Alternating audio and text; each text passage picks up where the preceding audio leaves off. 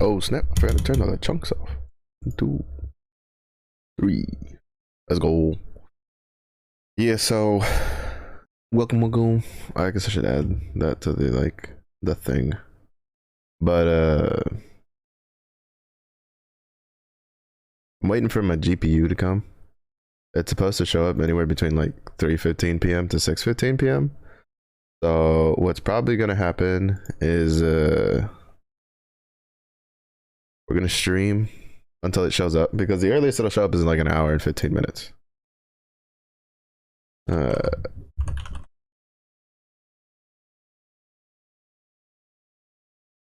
So that means there's really no point to not stream, especially because it's like a 3-hour bracket, right? Like if I knew it would be here exactly at 3:15, I'd be like, yeah, I'm not gonna stream. I'll wait till like 4 and then just do a short day stream and then do a night stream. But with the fact that I don't know if it'll actually show up here on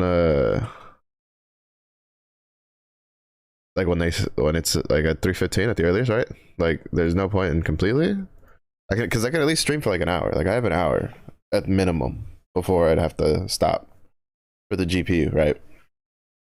So I'm just gonna chill and we're gonna grind some Grand Blue, and then if it shows up, you know, depending on what time during the stream it shows up, I'll either call it there for the day stream, or we'll take a break. I'll install the GPU, update the drivers, and then hope that nothing goes wrong and nothing breaks. And then if everything's up and running, we'll fire it up and then we'll keep on trucking along. But we'll just see how it goes. Yeah, I'm just currently looking at the how much of an upgrade my new graphics card is going to be, because like my graphics card is like 5 or 6 years old, because I bought it when it was relatively brand new. And even though mine was like one of the fancier versions, so to speak, right? Then like the stock version, it's still pretty old, right? And there's been a lot of advancements in GPUs and CPUs in the last couple of years. So it's like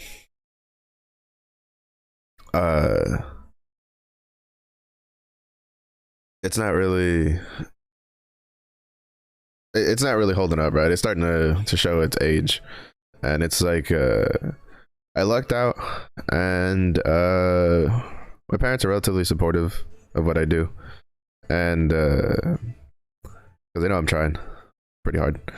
But basically my parents were like, you know, I didn't talk to, like, I usually talk this like budgeting stuff with my mother, because like if I ask my old man, he'll just be like, yeah, or no, you never fucking know what you're gonna get with him. But with Ma, I can get like some actual constructive conversation going, right? So I was like, look, there's a GPU, it's on sale right now. It's a huge upgrade from what I have. It's not the best at the moment, but it's definitely a huge step up for me. And you know, I kind of want to go in on it, but it's a little much for me to kind of like bear the brunt of completely. So I went in and she was just like, well, we didn't get you anything for your birthday, so why don't we go in on this? And I was like, yeah, sure. And she was like, she kind of gave me a look like, how much like do you want me to spend? And by me, normally, like, I don't like, you know, having to ask even my parents, even for how helpful they are. But for me, it's like I just go halfsies, right? Like, so we went halfsies on a graphics card, and then with that, it came out really cheap for me. You know, very affordable for me. And it's a huge upgrade. I was just looking now at there's a thing called user benchmark, where you can put like 2 GPUs and kind of like have them get compared, like the benchmarks people have put in into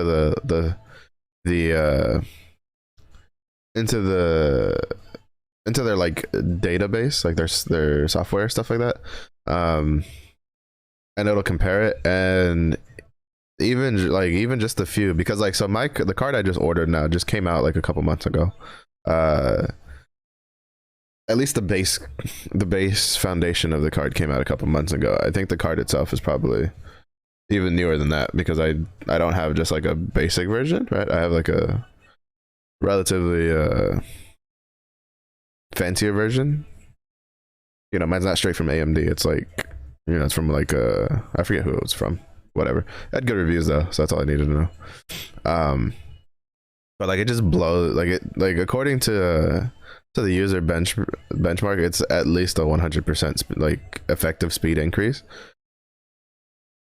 and then like 130+% on like everything else.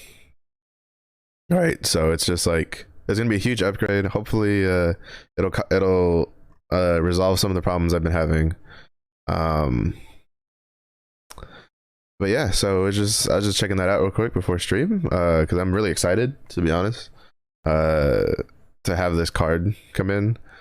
The sale wasn't like super duper cheap, right? Like it wasn't like, oh, it was like 50% off, right? It was like 60 bucks cheaper or some shit like that. I mean, like it was a sizable amount, like don't get me wrong, like it's still pretty big, especially for when you're trying to save money. Actually I think it was almost like $100 off, because it was like no, it was like $60. Yeah, something like that. Because it ended up being like 320, and then it was like 345 with like taxes. So it was, when normally the card's like 380 or something from Amazon. So, you know, it saved like about $60, right? Which when you throw in the shipping on top of that, that would have been like $400+ that I would have had to drop on it. Like that would have been a lot for me right now, as someone who's not having any like any real income in. But oh fuck yes, let's go. No, not you. Fuck you, I don't know how to play this game. And it's just like I think it's pretty good. Fuck, I hit the wrong thing again. I think it's pretty good in my opinion. It's pretty fun. Or it was a pretty good deal, I should say. Especially with my parents wanting to help. And then so it's supposed to come in today between 3:15 to 6:15. If it comes in during stream, if it comes in at 3:15, like 3 to 4 o'clock, I mean whenever the GPU comes in, the stream is over, stream is done. What'll get dictated on whether or not like I'll have whether or not the stream will continue after will be dictated what time it comes in, right? So if it shows up like 3:15, you know, anywhere from like 3 to 4, then yeah, I'll probably just whatchamacallit, I'll probably just cut the stream, install the GPU, make sure everything's up and running. It shouldn't really be too difficult, like it'll just be plug it in, turn the computer on, and make sure everything's plugged in properly. Let it like update the drivers through the software and stuff like that, and then just call it good from there, and then we should be big chilling. So at most it should take me probably about an hour, because I don't know how long the drivers will take for like installing and restarting. That shouldn't take too long either, but you never know. So if it's like 3 to 4, so about an hour, maybe come back, you know, probably do some more Grand Blue.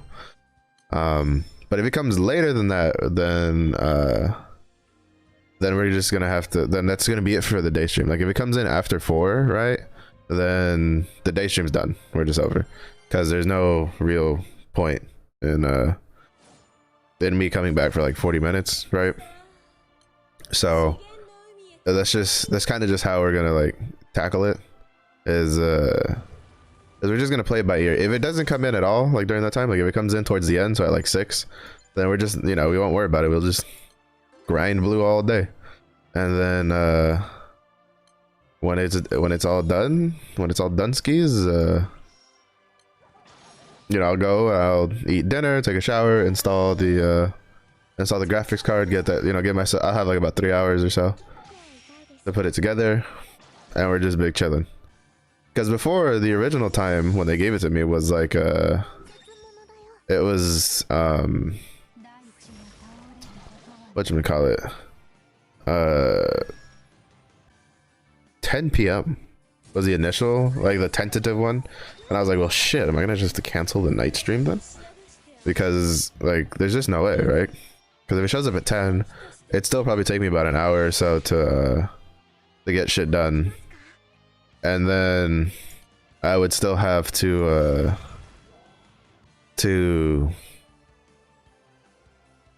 like just make sure everything's up and running.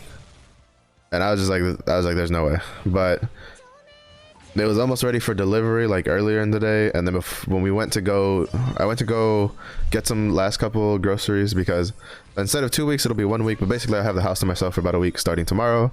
So I had to get some last couple groceries to make sure that I can survive the 2 weeks and not starve to death. So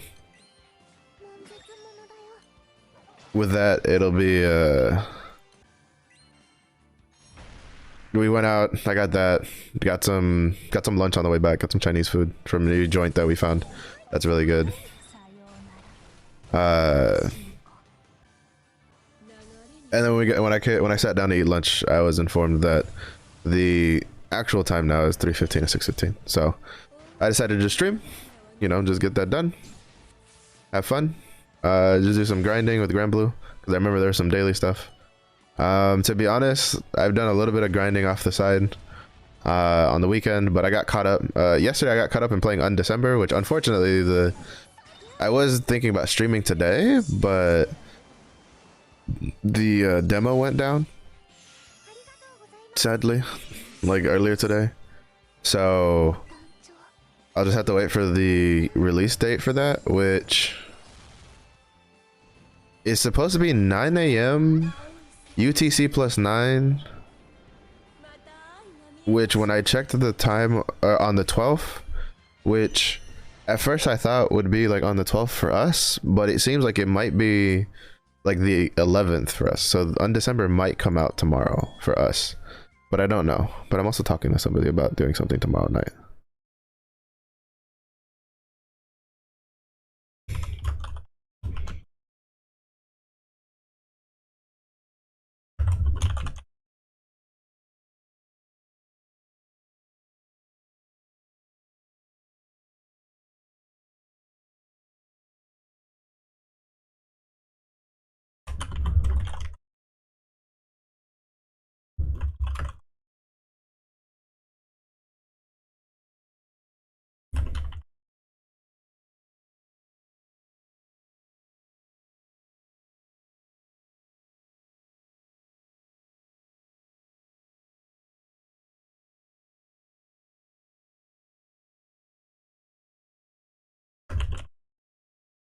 But yeah, also I should make myself go online. Oopsies. But yeah, so we'll finish the 2 maniacs because I didn't do these yesterday, which will give us the 2 free Neptune summons. And I think I'm gonna just farm Neptune, like just try to get as many Neptunes as I can, and then when it rotates over, we'll go through all of the Jago boys that we have stocked up, and then hope that we get some water Jadites and some soul cores along the way. I've heard the drop rate is pretty shit right now. Like a lot of people aren't very happy because the drop rate's pretty bad.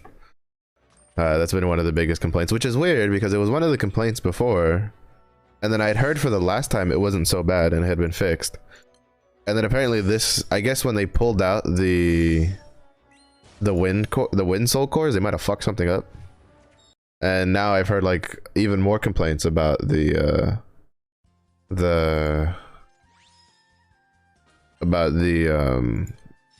drop rates really being really shit.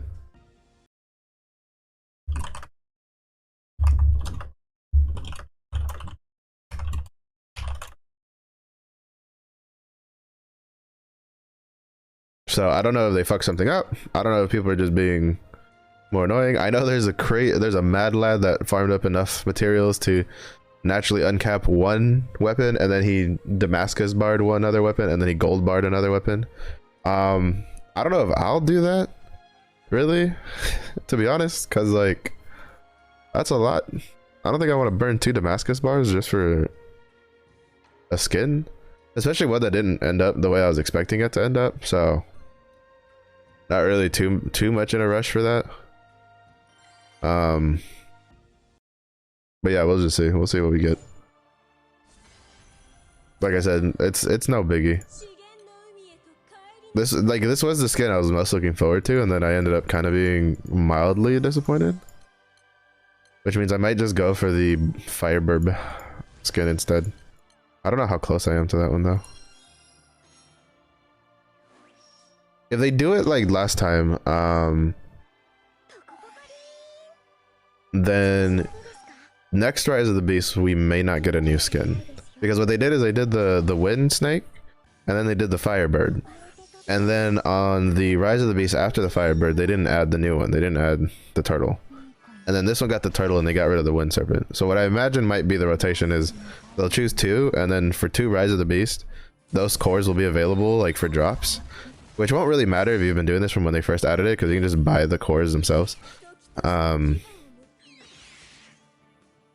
then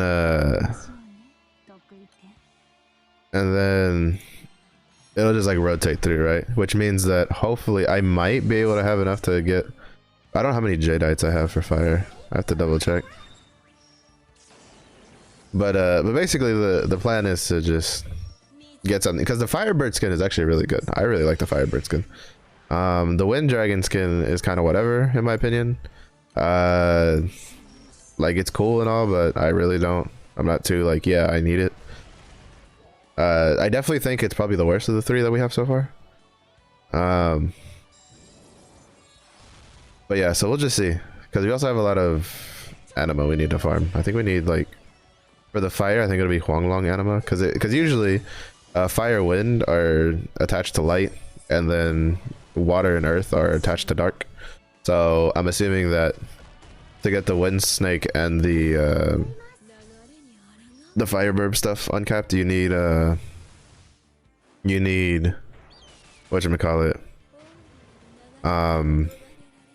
Huanglong, Omega Huanglong anima, which I don't have like any, because I stopped farming that after I got all of my shit that I needed for it, for the Primarch weapons. But I guess I can start farming them again. It's really not that bad, because it's only like 3 per. It's especially not that bad when I consider how much of it I need to farm for the Kieran weapons that I still need a 5-star. I'm just curious if Kieran and Huanglong will get a skin, because like they're not technically farmable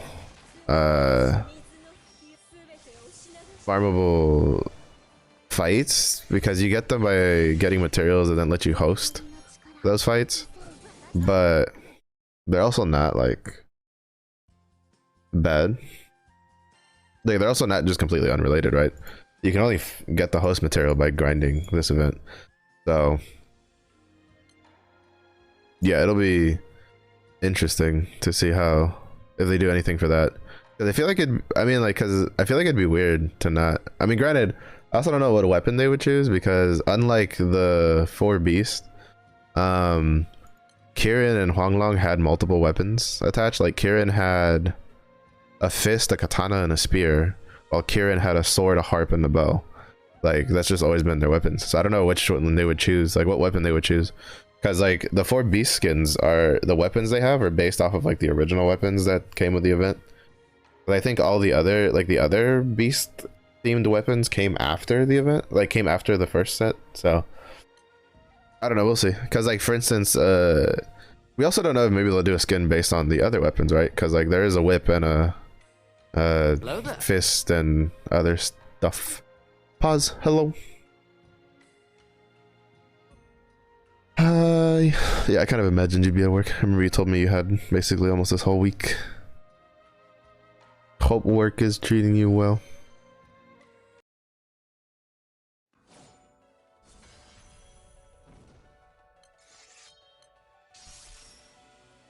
I'm just doing Grand Blue in the hopes of maybe my GPU coming in. Oh, very much sick. Oh, that's no bueno. That's no bueno. Are you at least a little better? Cause I remember there was one you were, when it first happened, you were like, no, nothing but soup for me.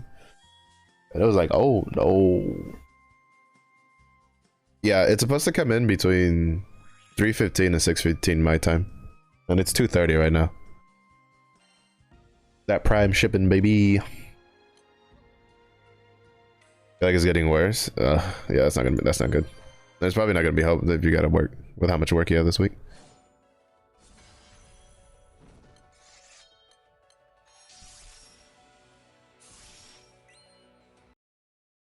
Yep.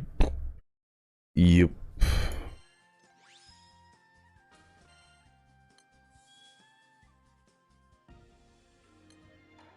Hopefully it passes soon. Always sucks when you get sick and you have a bunch of other shit you gotta do. Yo, what's good, Squiddy? Oh shit. Both my mods are in chat today. A good day. Don't have it. Yeah, don't have any sick time. That's always rough.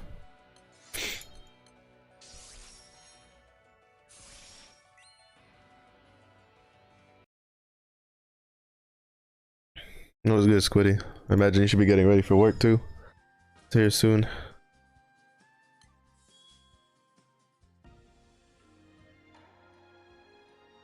Okay, for like 5 minutes. Rip. Oh, it's already time for your last hour? Well, at least you get to go home relatively early. That's good. Getting ready? Yeah. I kind of imagined. I still kind of remember your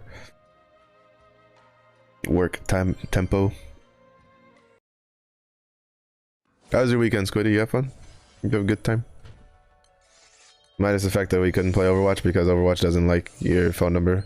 I looked it up, and like apparently if you had gotten a prepaid like plan with Verizon, you could it would accept your phone number. But it didn't take it for like Cricket and a bunch of other like other prepaid phone companies. Which is stupid.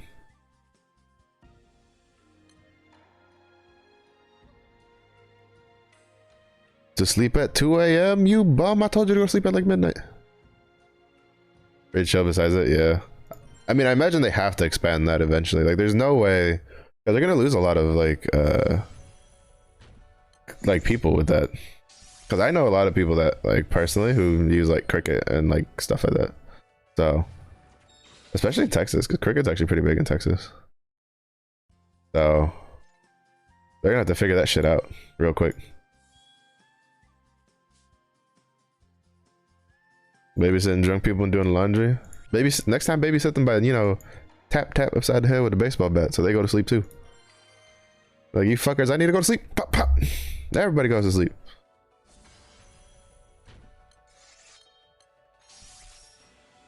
Yeah, Overwatch 2 is fun though. Well, it's fun with people. I take it too seriously when I play like alone because it's like the one game that I actually try to get really good at. They all need, bro. I'd have start whooping some ass. I'd be like, "What the fuck is wrong with all of you? You don't have to get up early. Go to bed." That's it. That's what I did exactly when I lived with roommates, and they were making too much fucking noise. And I'd be like, "Could y'all shut the fuck up? I need to go to work. I need to go to class tomorrow." And then I'd be like, "Oh, you're such a party pooper." I was like, "Party poop these nuts. Some of us are trying to do shit here." It looks colorful. Yeah, it's very. They definitely leaned in more to like the more bright coloring than like other games, which isn't necessarily a bad thing. I mean, I just like it. I put like a decent amount.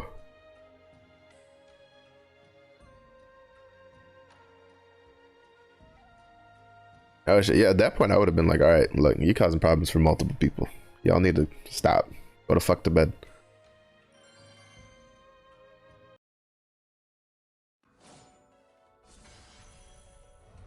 Also made it difficult to hit on the cute girls next door because all they knew about us was the fuckers in our apartment were loud enough to wake them up sometimes in the middle of the night. That's fantastic. Fuckers. My fucking roommates, bro. Only one of them was good. The other two were fucking problems. And the other two are the ones I knew from the dorm. I'd cuss them out, like, no problem.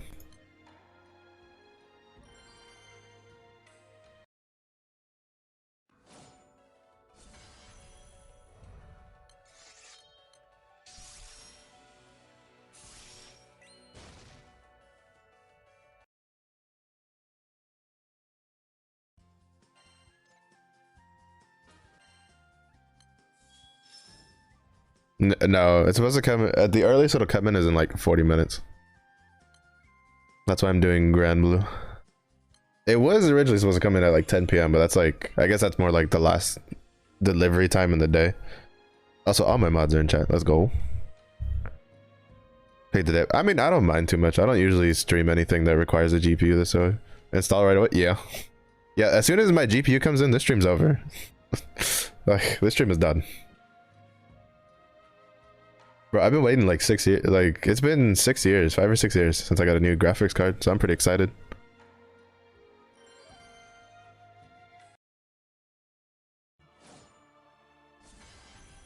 But yeah, no, that was, I mean, hence, I do have the writing on top of my head for a specific reason. Get back to work now. Alright, pause. Hope the last bit goes quick. Peace out, bitches. Go fuck out of my house. Nerd.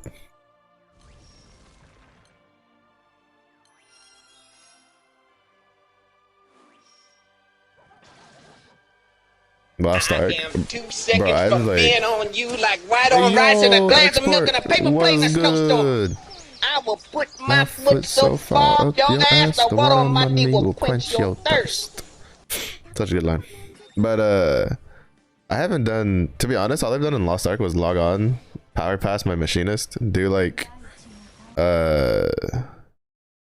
do a set of chaos dungeons, and then I logged off. I just didn't care. They've been pretty good. We're just waiting for my GPU to come in, hence the writing on top of my head. Surprised I could still yoink that. I'm telling you, most people forget about the biggest bear and the Lechunks. They just show up and ball out. It's usually pretty free. That's why I changed it from first bear to biggest bear, because I was like, it just doesn't make any sense. What was good, Jade? Didn't even notice the writing. Yeah, I don't think most people will. But yeah, no. Basically, I have a graphics card coming in today, which I ordered yesterday. And Jay, thanks for the prime, bro. And basically, when that GPU comes in, this stream's over, which is why we're playing Grand Blue. We're also playing Grand Blue because the game I actually wanted to stream, the demo went down. By the way, Riv, Undecember might be launching for us tomorrow. Keep that in mind if you were looking forward to it. Ah, fuck, I fucked up. I didn't dispel the thing. Yeah, because it's 9 a.m. UTC plus 9 on the 12th. When I looked on Google, it's currently, it was like 3 or 4 in the morning on the 11th for them. When for us it's the 10th. So we might get it early. Kind of like a la Monster Hunter.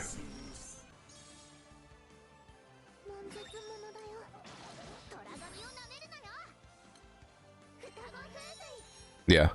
So that'll be pretty nice. If it does go live, it's probably gonna be it probably won't be during my day stream, so it'll probably be like a nighttime stream thing. But tonight is probably gonna be like Overwatch, because I need to try to see if I can get one more weekly done to get 50 of those fucking premium coins. God, I'm not gonna lie, that if there's one reason I don't like playing Overwatch is because I look at the battle pass and the weekly missions and I get annoyed and then I just want to go play something else. Cause like the actual gameplay is pretty fun. The actual gameplay is pretty fun.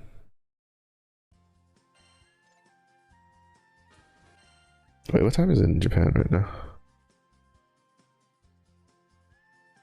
Oh, this is about to rotate soon. Fuck.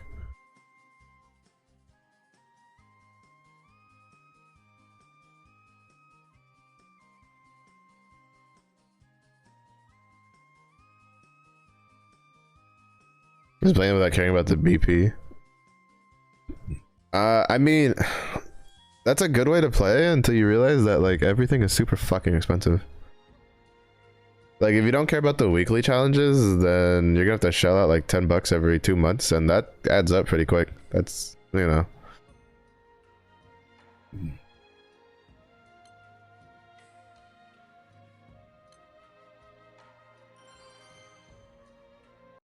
Because the point is it's like well, gameplay, a gameplay of a game will only carry a game so far. It's always been the case. It's not, it ain't expensive. Yeah, but like that only lasts as long as you don't get competitive. Like you have to look at this from the aspect of someone who can't afford to spend that money constantly, and then they want to try to be competitive, and then they can't be because a new character that's probably going to be pretty strong, like i.e. Kiriko, is locked behind a battle pass that takes weeks to get to. When you could also drop $10 and get it instantly.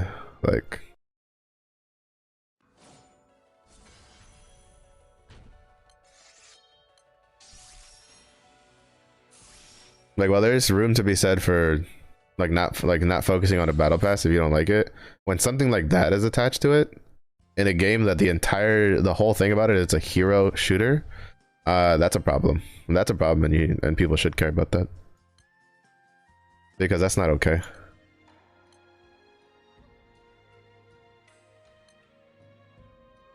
And the fact that they had feedback from this, and I'm thinking most people I knew who did the beta didn't like it, but they still kind of just went with it.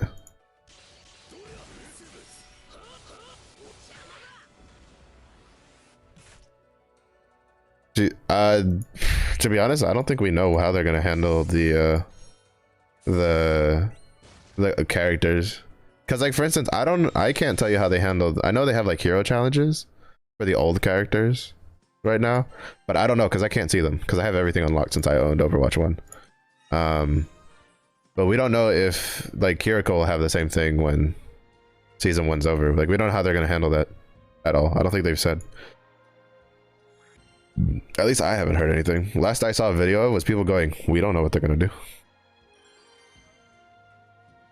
So, but even then, competitively, that's still a problem, because if you have to wait, you know, like if you're coming in late and then you have to do these extra challenges, like it's just a problem overall.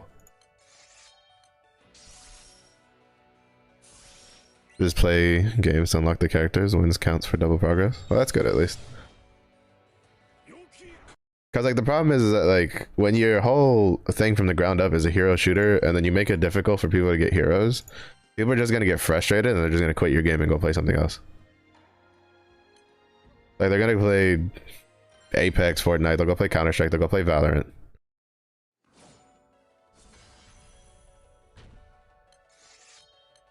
Because it's less that you have to unlock Kiriko through like the battle pass, and more that some people can just swipe to skip the grind, right?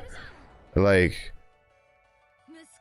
while you can swipe to skip the grind in other games, it's not that big of a deal to wait to get enough to get it. Yeah, but that's 2 weeks. Like she's only locked out for 2 weeks, which was what they were doing before anyway. Like that's not new, that's normal. The new characters aren't allowed in ranked for like 2 weeks so that normal players can get used to her. It's going to take you more than 2 weeks to get to page 6 out of 8.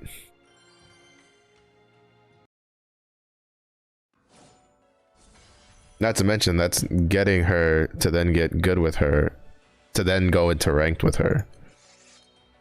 Like, it's just bad. It's just bad. In my opinion, if they were going to do it, they should have just done it at like level 10, because level 10 is really easy. I got to level 10 like by the weekend, without even playing every single day.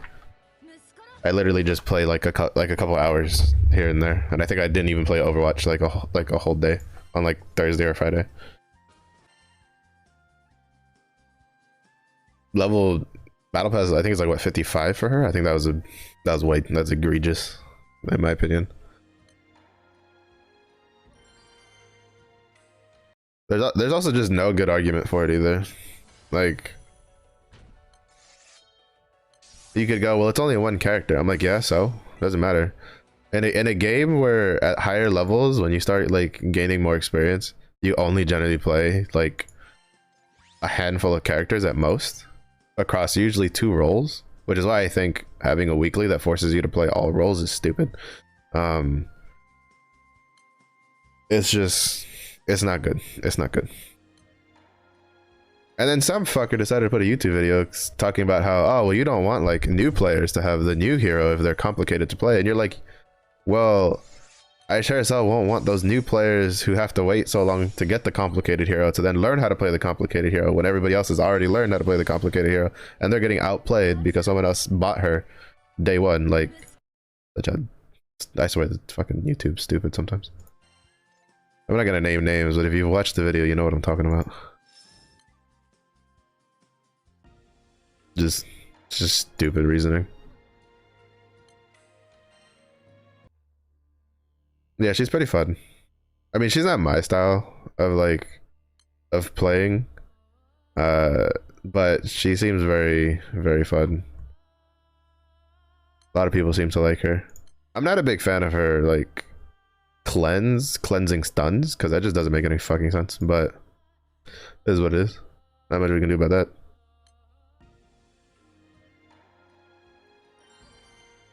I just find it weird that stun is a debuff. Last time I checked, stun was a state. Either you're stunned and you can't do anything, or you're not stunned and you can do everything. But we'll see. To be honest, like I have plenty of games coming out that I don't really feel too invested into Overwatch if I don't feel like playing it. Right? We have Undecember potentially coming out like tomorrow for the West. The 12th for like the rest of the world. Or for most of the rest of the world. I still have Apex. We have the new Pokemon game in November. There was another game that's supposed to come out this month that I was looking forward to. There was another game in November that was coming out that I was looking forward to. And then there's like any like deals and stuff for any of the games I've been waiting for. Elden Ring, Strangers of Paradise. So to be honest, it really doesn't like mean shit to me what they do with Overwatch. It's just I feel that if they want to keep longevity to the game, especially seeing how like the battle pass itself is kind of dog shit, like I think they're gonna have to change some stuff sooner rather than later, but we'll see.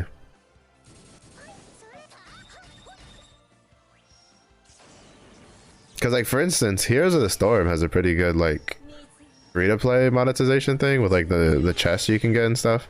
It's just that Blizzard royally fucked that game and then has obviously no interest in fixing it, which is the reason why like it's basically been dying.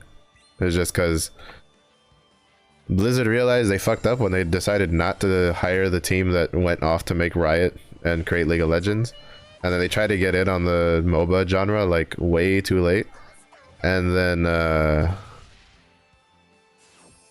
they kind of forced it into an esports scene when it wasn't really ready for an esports scene. So then they shot themselves in the foot with it. Forgetting, well, to be honest, Blizzard's never really had like an esports outside of like Warcraft 3. And even then, they weren't the ones making Warcraft 3 and esports. It was third-party people putting together tournaments and shit. They kind of had one with StarCraft 2, but like to be honest, that one also was kind of like, again, not really like their doing, right? Like people, like a lot of companies forget that the way an esports scene gets built on a game is you make a game that's fun enough and has enough depth that people want to get good at your game, and then those people basically create an esports because then small areas go like, oh well, let's put together some tournaments because these people are obviously like playing the game a lot, and that's what they do, and that's how you get an esports scene, and then it slowly develops into an esports. A lot of companies nowadays are kind of just they make a game, they kind of make it from the ground up as an esports, even though they don't really know what that means, and then they kind of shoot themselves in the foot because they kind of like push it out before it really needed to be out into like the esports genre, a la like franchising or something like that. And it's just, I don't know, companies are weird, man. They just look for whatever they can to make money without like looking at the process. They just go, oh well, esports are a lot of money, so we should just make whatever in esports. And it's just like, bro, esports is something that naturally happens. You can't really force it.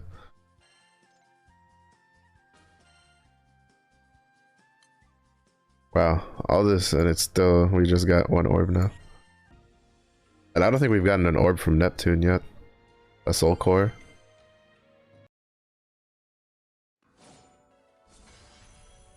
Kinda sucks. And I think you need 10 of these for one soul core. We can check.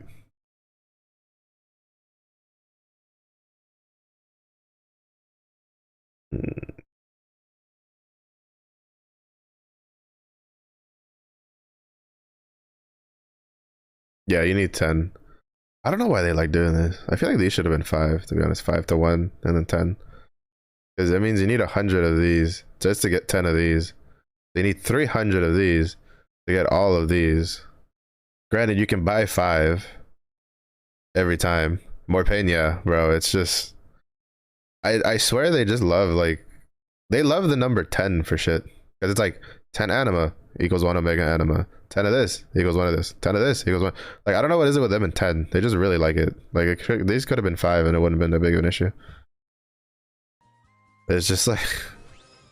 They really want to stick to us calling it grind blue. Like, I mean, I don't, again, like, it's not too big of a deal with the skins, right? Because it's like, you get a pretty decent weapon with the cap up one, and then you get you do it once and then you're kind of done. But like, when you have to farm like a shit ton for like a grid, it's like, it gets pretty bad. It gets pretty bad.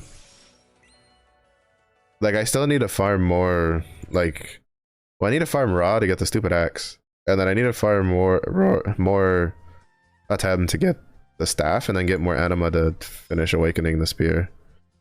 Because I think I'm gonna change the spear to special instead of leaving it on might to get some HP. I don't think I really need the might, but we'll see.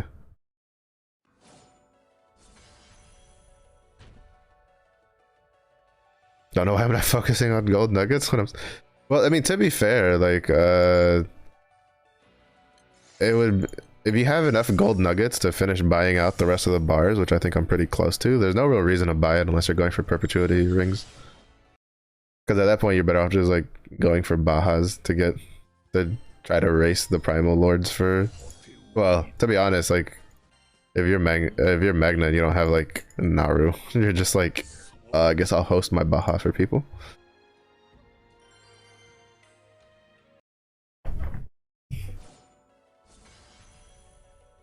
Because it's like, let's see, get enough nuggets to buy the gold bar nuggets at, and then you'd then buy any surplus like 4 badges that you have, like the ones that drop from Shenzhen, to then buy those gold bars. And then once you're done with that, you're kind of just like sitting there being like, I don't know what else to do. I guess buying more gold nuggets. Though if you don't have all the Eternals, the Eternal Uncap stuff is really good. Or the Eternal Unlock pack. I wish they would add like an Eternal Uncap pack where it's just a bunch of orbs and shit. So it makes it easier to like full limit break your Eternals. Like, I don't know why that's not a thing. But getting that if you don't have all the Eternals is good. Getting buying the host material bundles is really good if you don't farm it as much as I do. Or if you don't farm it as much like I do. Where it's just like I don't do all that much, so. Granted though, with farming raw, I've been getting some of the ones to host Grimnir.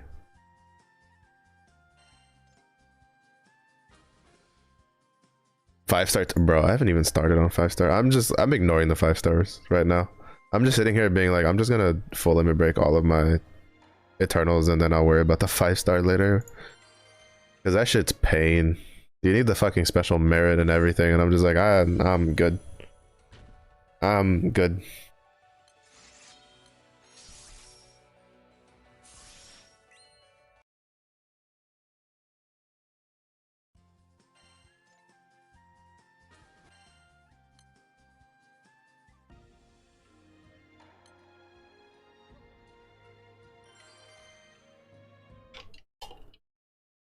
Cause like, don't get me wrong, those fuckers are strong, but it's just like, ugh, that grind is ridiculous. Should I only bother with that once I'm at rank 200 plus? Yeah, probably. Probably.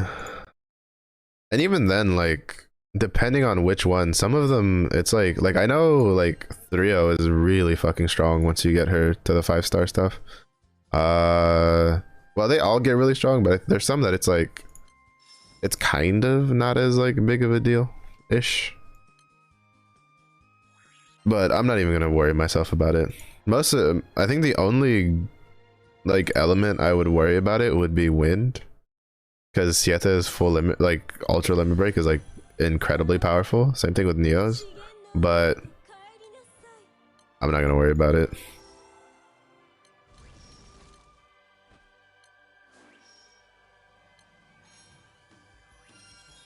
Cause that's just too much grinding.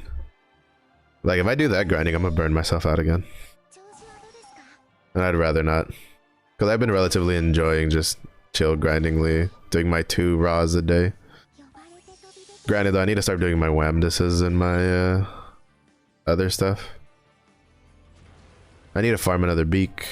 I need to farm... I technically need to farm galleon for a gun, but my wind's kind of shit. Oh, oops. I forgot to buff up. Oops. I knew I was forgetting something.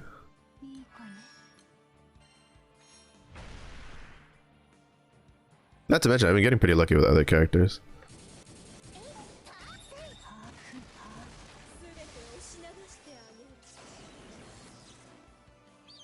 I mean, and this is the point of the year where I'm wondering what next year's Zodiac is going to be.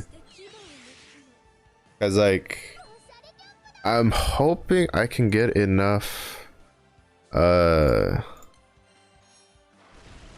crystals to have a spark for the anniversary Zodiac one. Fuck, I did it again. I forgot to dispel the stupid damage reduction.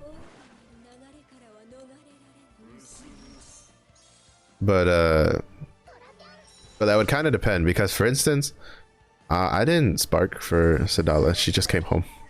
Because I honestly didn't care for the Tiger Zodiac, because aesthetically they're not my taste.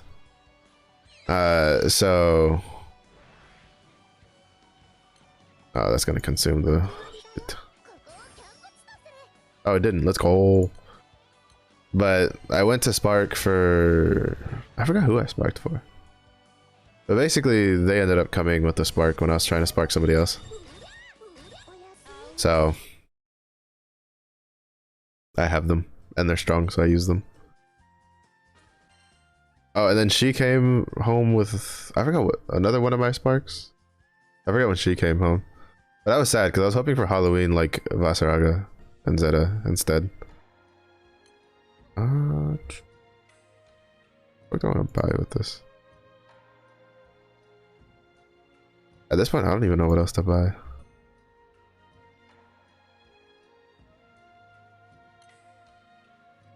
I'll worry about it later.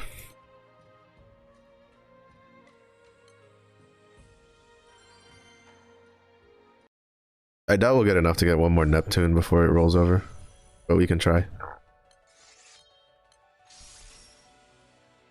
We can try.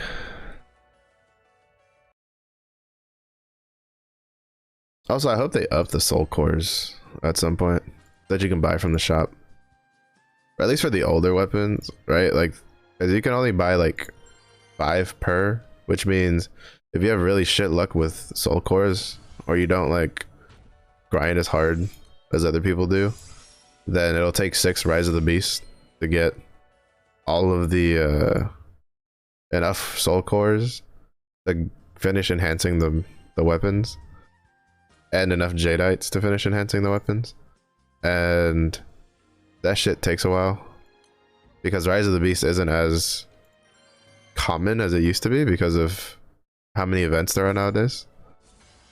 Because Rise of the Beast actually used to happen relatively often when I first started playing, because it was kind of their event to fill in the gap between other events. They used to get them a good number of times. That made it really easy to get like the weapons and stuff. But now they have like Proving Grounds, they have Tower, they have so many other stuff as like with reruns and stuff like that to fill in for the extra, that it's kind of like, I think Rise of the Beast is what, like 2-3 times a year or something like that? No, like 3 or 4? I don't know, like it's a lot. Like you can, so it's just like, it'd be nice if you could buy more soul cores. I think I almost have enough soul cores for the wind one. And then I know I did some grinding on Saturday, which was incredibly difficult still, because like, oh, I didn't mean to push that. Because like it's so hard to race when you're in the West, because like the ping difference is huge. Like I wouldn't even be able to hit like Willness's 3 to then Ogi during strike time because how fast people were going through it. Like in the time it took me to hit Willness's 3 and then hit attack, like the boss would be at like 2% and I would get like almost no honors. And you need about 100,000, 150,000 to get the blue chest, which the blue chest is what you want because that's the only thing that drops soul cores. Now I don't know why the MVP and the host chest don't also drop soul cores, but you know, give people something extra for hosting. But yeah, it makes it pretty hard, at least with my setups. I guess I probably could have used my win setup instead.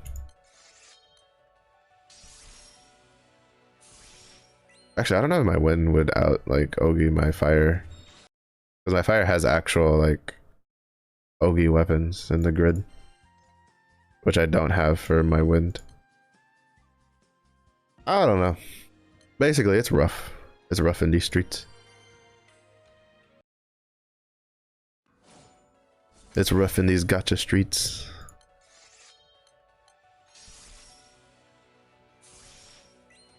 Did 50? Yeah, it's not easy. I think I did like 30 or 40, and it's just like I would get them a couple times, but more often than not I wouldn't get them. And even then when I did get them, I didn't get like anything out of it. So it's just it gets a bit frustrating. But I'm not gonna worry too much about it. Because like I still have, like for instance, I have this skin. This fucking skin took me, I finally stopped being lazy and finished uncapping all my Primarch weapons. I'm chilling. Bother using Journey. Neither of those affect the blue chest, so it's not worth it.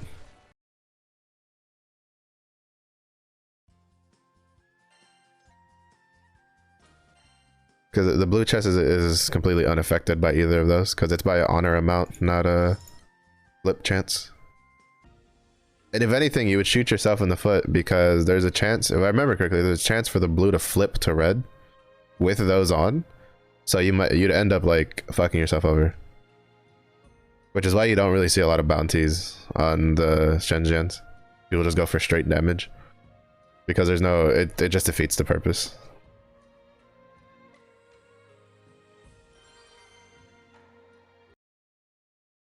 Which is why I said it was kind of weird that like MVP, like the red chest didn't have soul cores.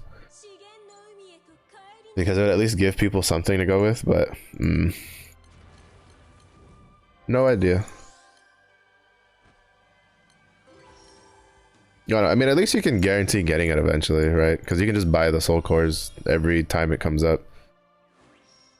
And it guarantees you'll eventually get it. Obviously, I would like to have it now, but at the same point, I've played this game long enough that I have plenty of skins for the MC that I'm just chilling. Because I have the Conquer the like the first Eternal skin. I have the one for uncapping all the Primarch weapons. I have the Yukata skin from a while back that I think they did a rerun for. I have the Attack on Titan skin from the Attack on Titan event. What else? I have... And then I have the two from the story, right? The dancer one and then the school one. I control people by using bounties. Technically? But the point is you won't get it high enough for it to affect anything. With how fast it dies. Because you'd have to get it to like 5 or 6 before it really like starts doing any difference.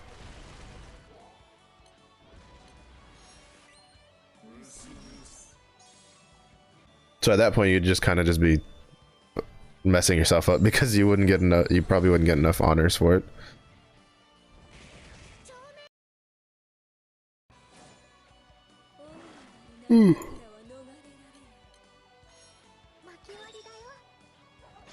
But yeah, no, it's just it's weird the way they handled it. But to be honest, I'd be more annoyed about the fact they took the wind soul cores away.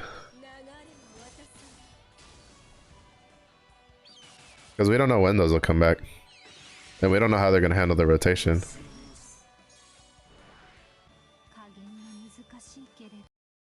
All we can just sit there is sit and pray that whenever you want the skin, those soul cores are available for grinding. Alright. So we're not going to get the next one off. So we're just going to relax. Alright, so we got 160. I'm probably going to end up just trying to get to 110 on these. So that way we can get all the crystals, because I need crystals because I'm fucking broke as shit. After sparking 4 times already this year.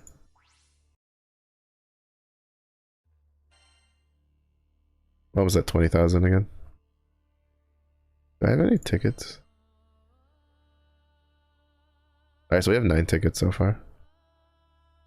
Do I have any of these tickets? No, I don't.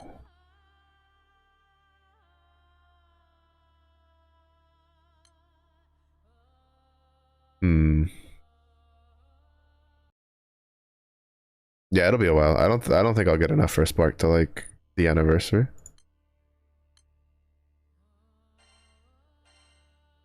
If I do, it'll be because they give out a shit ton of tickets. Oops, not that one.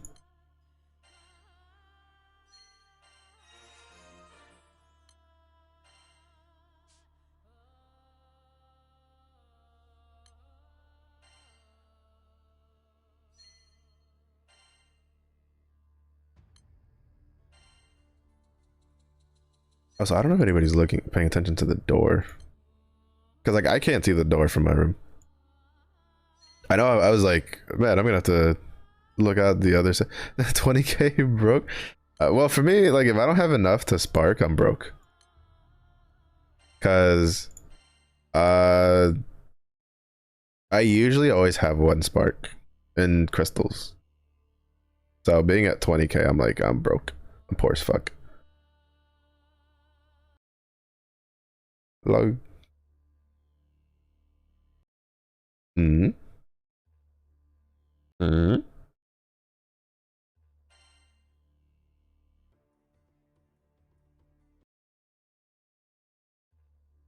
like reset, but then give me the login animation. I mean, to be fair, I'm also technically not broke because I have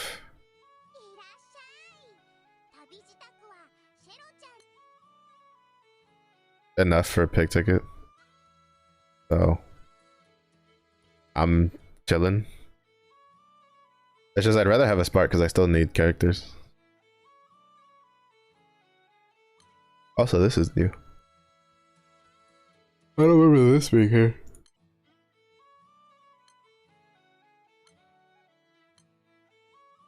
I don't remember it being on bronze. I remember there being like a gold and silver option. But I remember bronze moons having a Damascus bar. Or maybe I'm just dumb and just wasn't paying attention. That's probably also a thing. Alright, we're gonna work through. Wait, is it not time for it to rotate yet?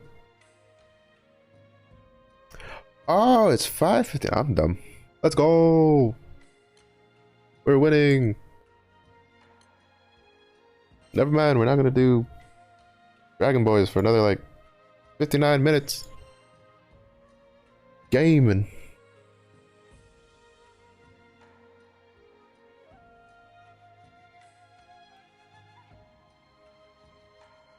Found your main in Overwatch, Sojourn. I feel like a lot of people are gonna like Sojourn. I was talking with Anju and he's really liking Genji. Which was lucky because I used to have a friend who hardcore mained Genji, and so I just shared like all of my tips with him last night, and it seems they helped him out. So that was good. Personally, for me, I think I'm probably gonna be Reinhardt, Sigma, and then either Zarya or Hammond. Probably Zarya for my focus,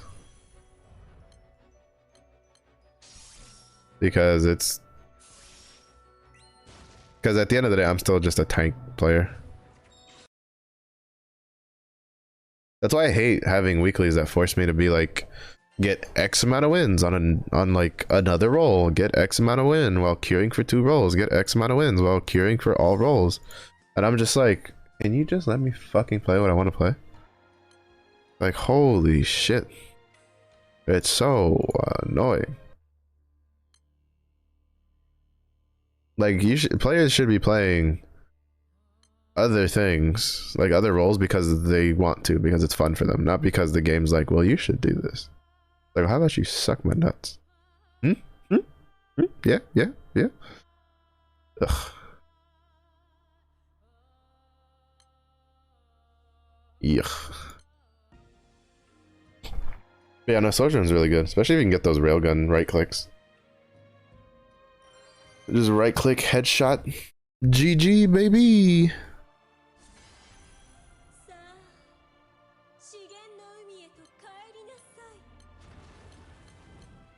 Oh, I need to swap that for the laughing logger. Just get more damage up. Make it go faster. To be honest, Junker Queen's like a tank I was kind of disappointed in. She's really fun to play, don't get me wrong. Like, she's really fun to like run around and just be stupid with, but she's kind of She's kind of Also, every time I've gotten Junkertown, I haven't been the tank. Well, on attack, I haven't been the tank. And I always have like the random tank it gives me. They always pick Junker Queen. And then we never even get the payload out of spawn. Because first of all, Junkertown is actually one of the like worst like map designs technically, because it's really hard to get out of the choke or get out of the spawn if you aren't just like literally steamrolling the enemy team. Like, you and the enemy team cannot be equally skilled on Junkertown. If you are equally skilled with the defending team, you're fucked. Like, you're just fucked. That's just how it works. And so every time I've done it, I've had like our tank goes Junker Queen. I'm guessing because it's, I don't know. Well, I know she's like really popular, like aesthetically, but like kit wise, she's not very good for payload maps, or at least not for like getting out of spawn for regular payload maps. Because like the maps where you have to fight over a point and then you push a payload, she's fine. But for regular payload maps, you really need someone with a shield to get out, because you have so many choke points. Because they can literally be posted up outside of your fucking spawn point, and there's just nothing you can do about it. And you're just sitting there like, well, we're fucked. Because like, it's just, I'm surprised they didn't do any like sort of like readjustments to that map. Because like, I love the payload maps, but I like the one where you have to capture a point and then you get a payload. I always thought that was like their best maps. Because I'd say it's pretty evenly balanced between like attackers and defenders.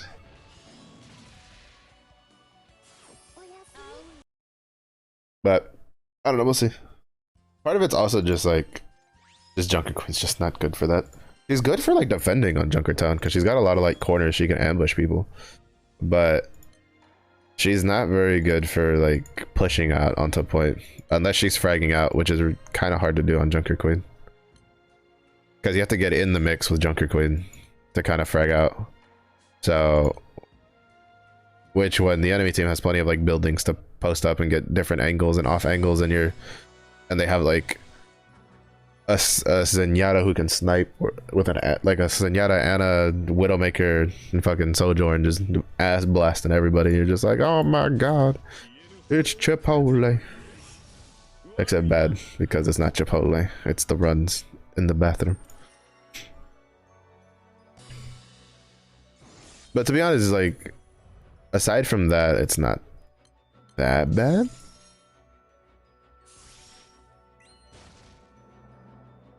Well, that, and I'm pretty sure Sigma's gonna get nerfed soon. because I've already had like just in the couple of hours of playing like after release, I never really played Sigma in the when he was in Overwatch 1. By the time he came out in Overwatch 1, I already stopped playing consistently. The only reason I have that like a skin for him is because I logged in during one of the anniversary events. I saw that he had a Talon skin. I thought it looked very cool, and so I bought it because I had enough credits. And then I fucked around a bit, went, huh, this feels weird, and then I like logged off and just stopped caring. But I played him like now with the Overwatch 2 release, and holy shit, that fucker is like he is incredibly powerful. To be honest, I feel like it's less that he's like overpowered and more like he's the way tanks are supposed to play in this game. Because like I've had a good number of games with him where I have like over 10,000 damage and over like 13,000 damage mitigated. Like just fucking demolishing whole teams by myself. Because it's disgusting what you can do with him. Fucking have a hold shield you can just throw in one direction. Have technically a second shield that you can use to heal yourself. Because it gives you like temporary health when you use it. Have a rock that stuns and deals a fuck ton of damage. And then his left click just deals stupid damage. And it has a little AoE explosion, so you're dealing that super damage to multiple people at once because it blows up when it hits an enemy. So he's kind of gross. When I was playing with Karu, he was just like, how the fuck are you still alive? I'm like, bro, I have no idea. I'm like, not only was I still alive, I was getting kills. I was like killing people. I was like 1v3, 1v4, just throwing out those left clicks, throwing rocks at people, fucking just he's so good. He feels like, if I had to say it, Sigma feels like a tank that was designed for Overwatch 1 or Overwatch 2. I mean, like a lot of the other tanks, you can kind of tell that their design philosophy is still stuck in like Overwatch 1, where it's like 2 tank, right? Like Reinhardt, he literally can't do anything while he's shielding. Zarya kind of, she's like, her kit's actually translated very well from Overwatch 1 to Overwatch 2. Hammond, I would say, I think like if I had to say the 3 tanks that kind of like feel fine is like Winston when you get the hang of him, because like if you're not used to his left click right click changes, it's a little weird, but once you get used to it, it's not that bad, and he's really strong. But I would say him, Zarya, and Sigma, like honestly translate, like they're really good. They feel good to play in Overwatch 2. All the other tanks kind of feel like they're just missing something, right? And the biggest thing that all 3 of those tanks bring is they have ways to keep themselves alive while also keeping their team alive in some form or fashion and causing like issues. Because like for instance, Winston and Sigma, their shields, honestly, the best use you can use for the shield is if an enemy team has like basically anything that's not like a Mercy or a Lucio healing, is you use a shield to isolate a target to kill that target so that they don't get any healing. Like that's the biggest thing you can do with those shields, because it is incredibly powerful when you do that. Incredibly powerful. Like if you're playing a tank who has a shield that you can throw down that lets you attack while using it, and you're not using it to just isolate a target and kill them, you're doing it wrong. Because like I don't know how many times with Sigma I would like initiate on like a target, and I would throw the shield out to go behind the target and then continue left clicking at the guy, because like that shield is blocking any healing that comes through that's projectile based. The only one I don't know if it goes through is like Kiriko's, because technically she's throwing the talismans, but I don't know if it works like Mercy or Moira healing. That kind of goes through barriers.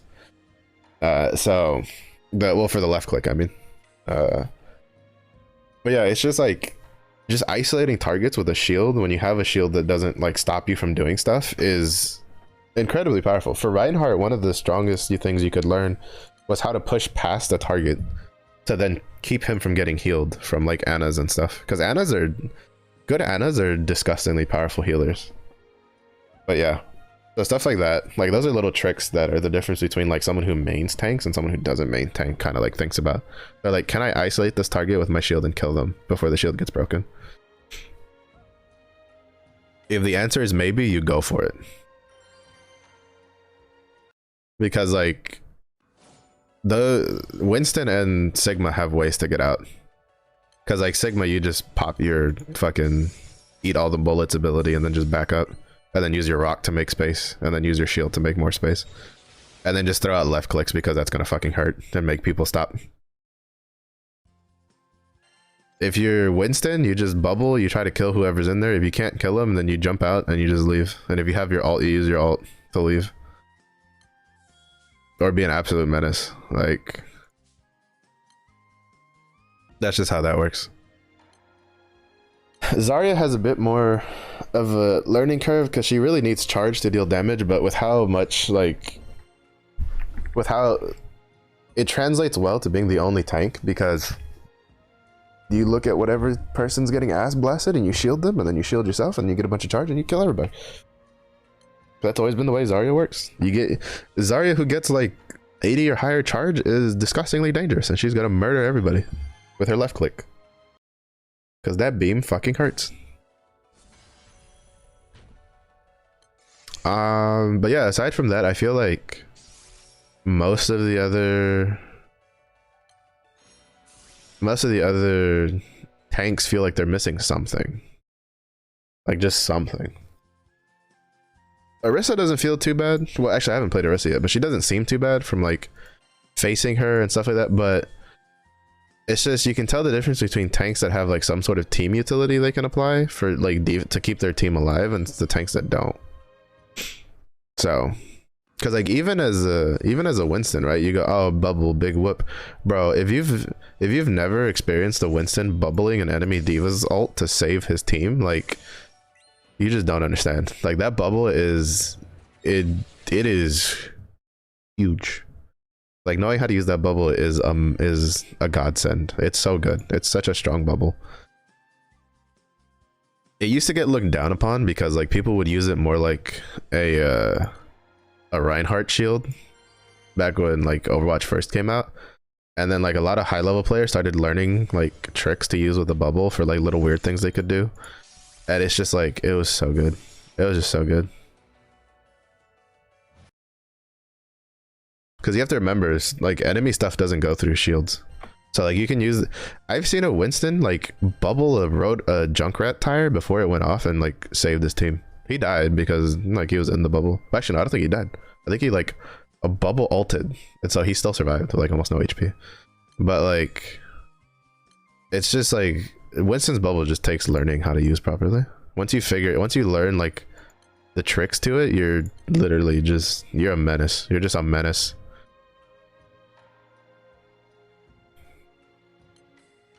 But he has a pretty high skill floor for learning. What else? Let's see. I'd say Hammond is all right, but like again, he's missing something, right? Because like his personal safety is really good, right? Like he has a ability that instantly gives him health and temporary HP based on how many enemies are around him. He has the grapple like wrecking ball thing to get away. He's got the, he can fling himself up in the air and then drop back down with a slam, like, and even then his left click deals a fuck ton of damage. Like his ult is really good for area of denial, but as you can see, everything he has is for himself. He's got nothing for the team. Like it's just like, if he's not fragging out, doesn't really bring a lot to the team. Junker Queen, from what I understand, they heavily nerfed her Warlord shout, so she's got like next to no team utility. And then apparently they also heavily nerfed her damage. Hold up, my light bulb's like freaking out.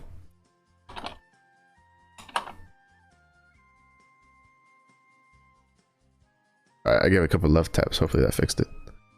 But I've heard they heavily nerfed her damage, so that's not. So, it takes a lot for her to get a kill compared to say something like Roadhog with a smaller projectile like hook. I think if anything, like longer cooldown, maybe give more HP when she uses her warlord shout. It's just they're all missing something, right? Like Roadhog, interesting enough, is kind of like really kind of pretty good in this meta because he's got the pick combo, right? The one-shot hook combo, which most Roadhog mains are really like. That's kind of like your bread and butter. You hook, shoot, melee, and they're dead. You're just good to go. You're just chilling. And if you can do that on like a support, or even like a DPS, but mostly a support, like you're good. You're just pushing. You're just in. Who else am I missing? Diva, I feel like is kind of in a weird spot at the moment because like her defense matrix works like Sigma's, but it has a, you know, it works off of a bar, and then all she does is she just deletes projectiles. Now granted, I think she deletes more projectiles than he does, because I don't think I can eat like a Zarya ult with Sigma's absorption thingy. I've never tried, to be honest. I hear most of the time because a lot of really good Zarya ults or Zarya players don't fire their ults long range because Diva Matrix Genji deflect exists.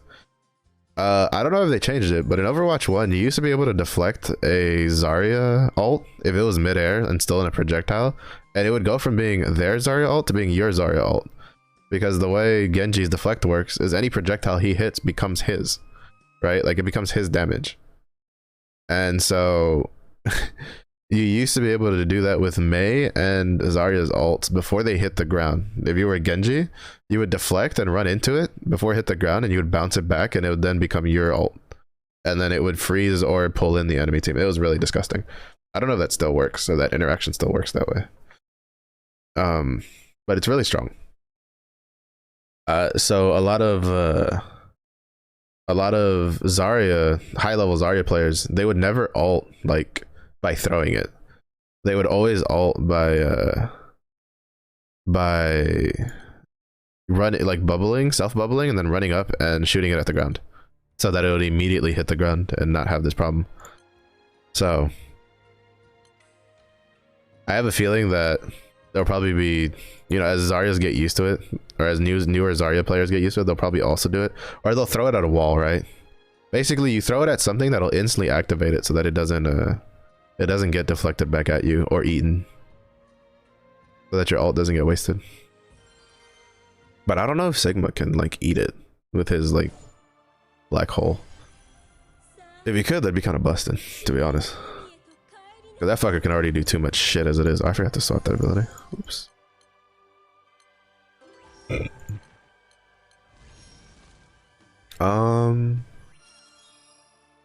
But yeah, I think that's all. Oh, then there's Doomfist, who's kind of in a weird spot. I'd say he's in the same vein as like Junker Queen. A lot of his stuff is like very personal stuff, doesn't really do much for the team, and if he's not getting kills, then he's kind of useless. That's not to say that, you know, again, something to keep in mind with a lot of this is it's like, if you're getting kills on a tank, then you're fine. Like, because like the way Overwatch 2 is Overwatch 1 was a lot of like, if you're eating a lot of damage as a tank, you're good. Overwatch 2 is, are you getting kills? If you're getting kills on a tank, you're fine. Like, it's all good as long as you're and not like trading either, right? As long as you're getting a kill and then like you're 4v5, like, you know, you have 5v4s situations, you're fine. You're just chilling. But if you're not getting kills and all you're doing is just racking up a lot of damage and you're kind of mitigating things but not mitigating things, because that's kind of hard to do, like, you're just in a rough spot. It's hard to tank in Overwatch 2, to be honest. Especially if you don't play something like Sigma or Zarya. Or are good at Winston.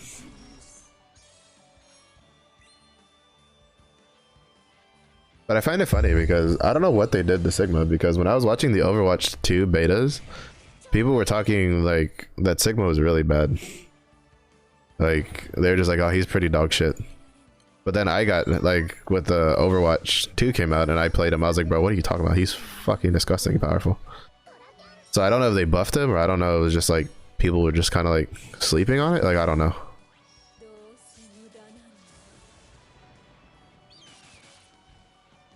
I don't know, but it is what it is. Tomorrow, let's see. So today we're gonna do this. Depending on if the GPU comes early or not, we'll either end this stream early. If we end the stream early, it's kind of whatever.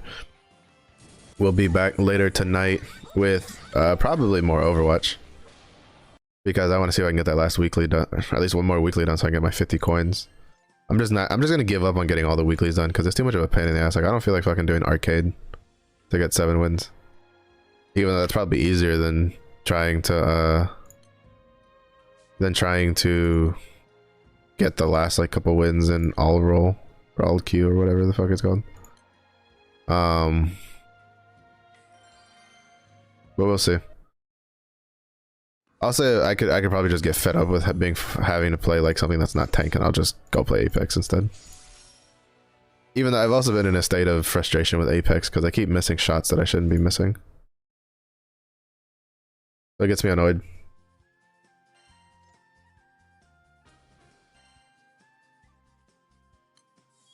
It just gets me annoyed. It just makes me medge. Makes me medge.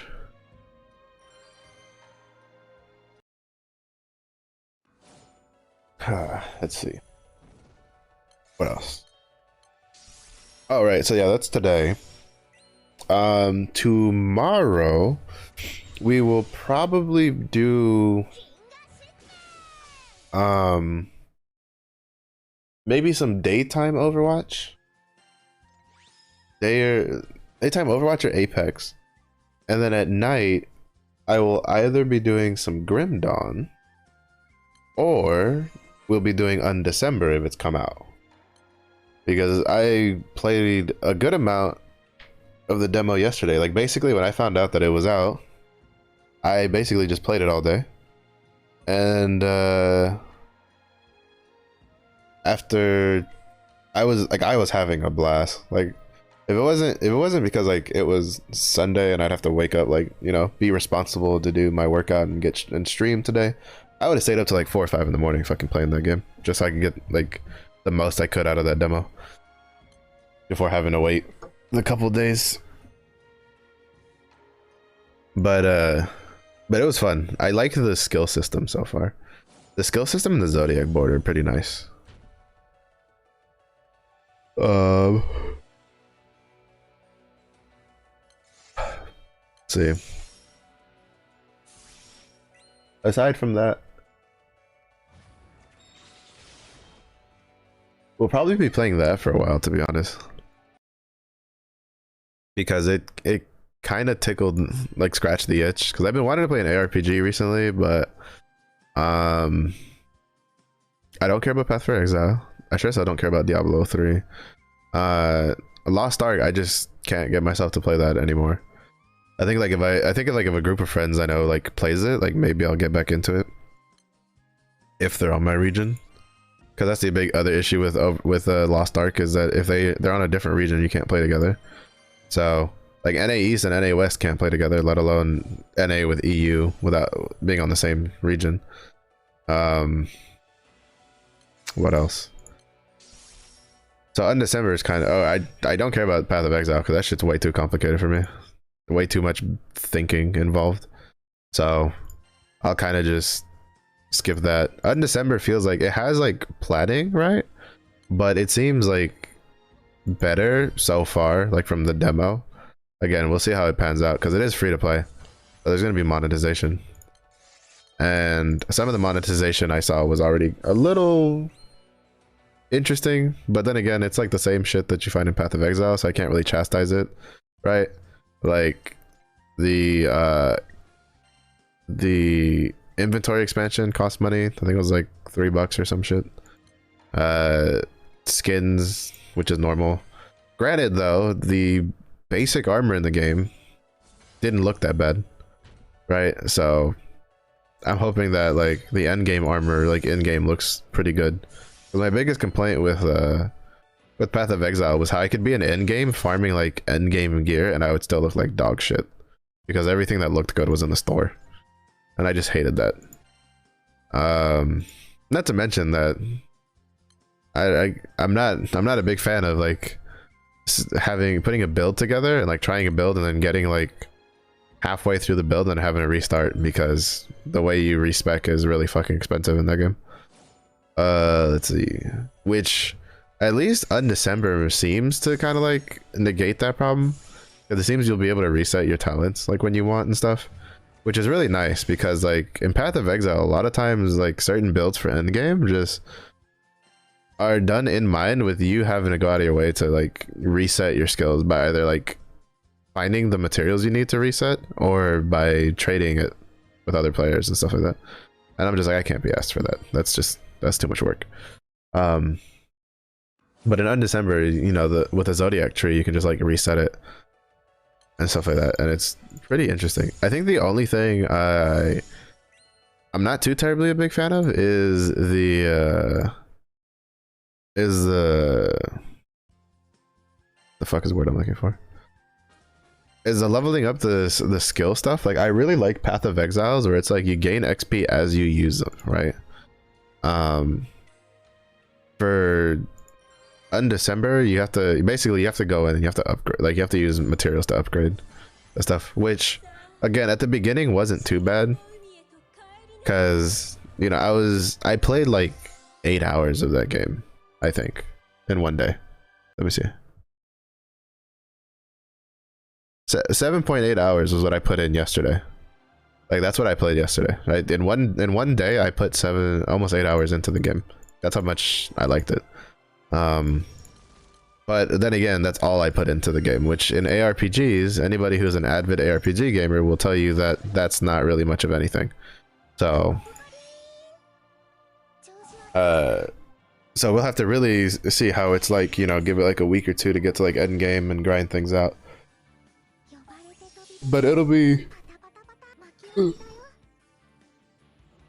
relatively interesting because I have plenty of other games I need to balance. I need to get to 110 in Monster Hunter so I can do the Afflicted Chameleos thing or whatever the fuck he's called.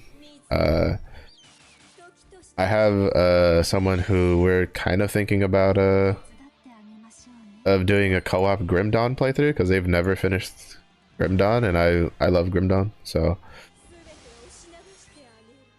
there's Undecember, which I really want to play. Granted, it has like you can team up with people. It's just I don't know if it's like if it'll have anything for it, I guess, if that makes sense. Because like you can party up and like say something like Genshin, but like there's literally no reason to do so unless you're carrying somebody or you're getting carried. So I hope there's actual like dungeons and stuff, because again I don't know what the end game for Undecember is. I'm hoping there's like dungeons and stuff you can just run through and farm. As much as I don't like Path of Exile's like passive system for being way too expensive and being too hard to like reset, I do like the map system that they have. Like that system is very interesting. We also don't know if Undecember will have seasons. Well, I don't know if Undecember will have seasons. I'm not gonna say we, because to be honest, I haven't been as up to date on gaming as I usually am. I kind of just YOLO shit now. Like I completely forgot that Undecember was gonna come out, like to keep up with it. Because when I last looked at it, it hadn't had like a release date, and then all of a sudden it has like a quasi like open beta thing that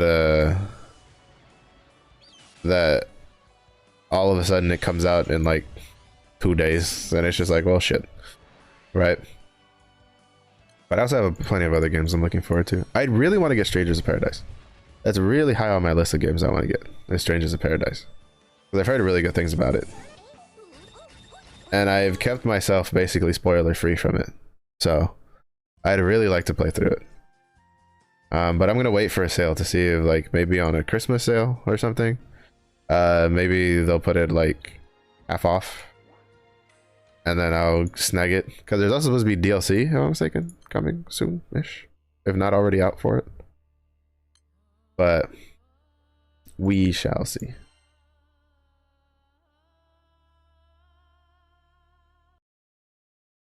Aside from that, I'd also like to get Elden Ring, which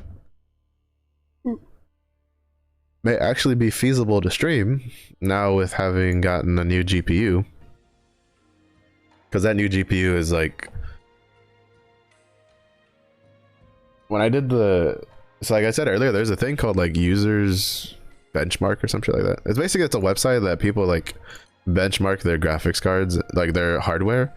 And then you can compare like actual people's benchmarks to each other. And they show you like all the different reports, like the averages and stuff like that. And on average, the GPU I have, mind you, is 6 years like older than the GPU I ordered. So obviously there's gonna be a big gap in performance there. Was like the categories, all the categories, it was like 100%, 135%, 140% like increase. There was one that was like a 200% like increase. So it's just like I'm looking forward to it, which means that it'll probably start being that my GPU isn't a bottleneck anymore. It'll mean my CPU will probably be the bottleneck, but that's fine because there's new CPUs coming to the market, which are a huge upgrade to the one I have.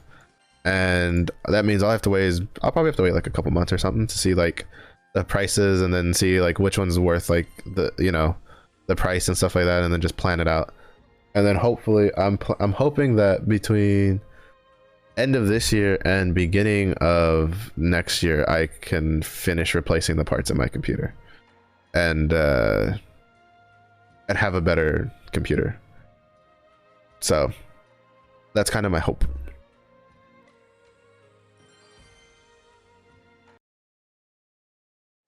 But we'll have to wait and see.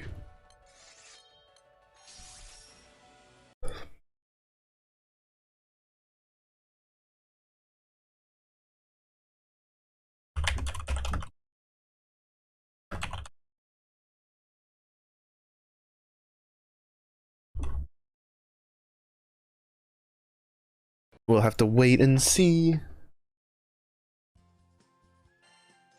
Because I don't know if I'll go with an Intel or not. Because I have I use Ryzen. I have one of like the very first Ryzen CPUs in my computer, and honestly, that thing's a fucking trooper. Because I got that around probably like 5 years ago, 5 or 6 years ago, and it's a, you know, it wasn't super top of the line, but it wasn't the cheapest one either. It was like middle of the pack, and it packs a punch. It packs a punch. Also, when it rotates to the next beast bonus, I'm going to take a quick break, use the bathroom. I haven't been texted, so I don't imagine my GPU has arrived, but then again, I don't think anybody is watching the front door, so I don't know. But I'll use the bathroom, refill my water, check if the GPU has arrived. If it has not arrived, we'll go and grind out all the shenshens we need.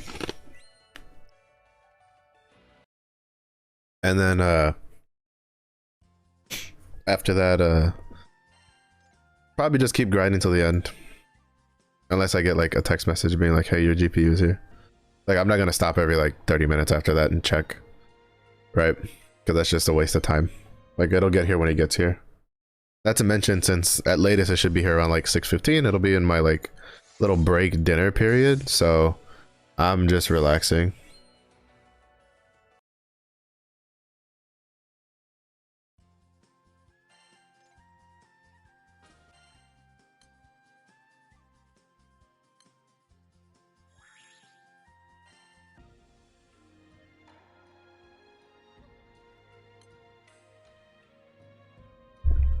That moment when you hear like a vehicle that sounds like it could be like the Amazon delivery vehicle, and you're just like, I had to resist the urge to like open my curtain real quick. It's just like fucking like a kid waiting for Christmas over here.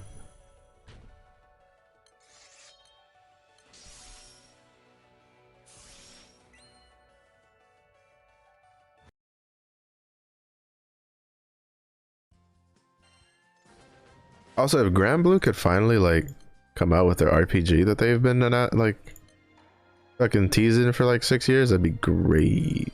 That'd be great.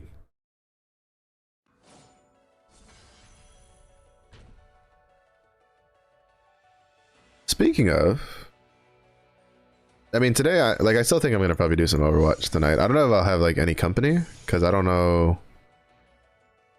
I don't think anybody that I normally would play with is available. I guess I'll kind of just like put out feelers with people I know and be like, hey, anybody want to play like Overwatch 2 tonight? But I know there's a couple people I know that don't like Overwatch, so or like they just don't play shooters in general.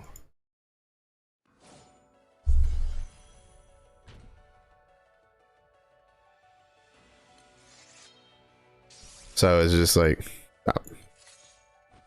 register the click, thank you.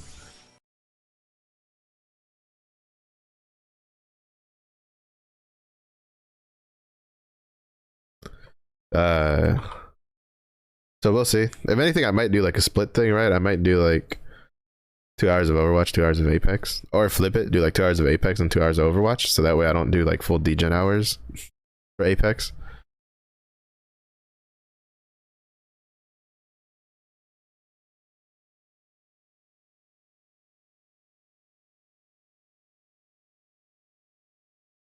So to be honest, it kind of sucks because the game I want to play, you can't play. You can't play because it's down. Doesn't come out till later.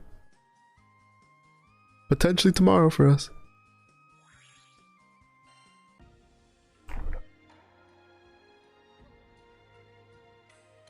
I gotta remember to take out the trash too. That's what I need to do during my break. Because it is trash day. Yeehaw.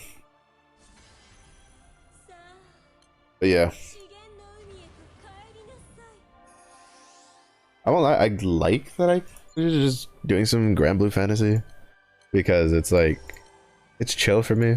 And I can get caught up on some of the grinding I've been neglecting. Because it's been overdue for me to get my grids up and running. Like right now, I could use another. Well, I could use a staff from the fire Ennead. I need the axe from the water and the wind one.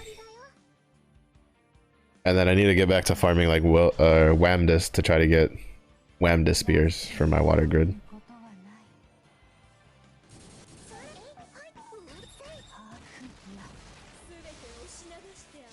But we'll see how that goes.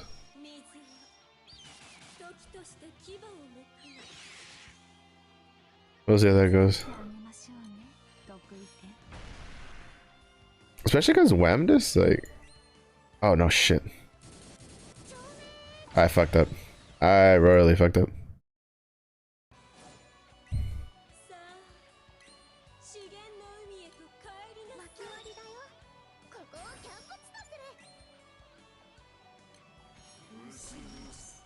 I fucked up. Oh well. These two should still be able to push her past the thing where she sacrifices the snake. Yeah, we're good.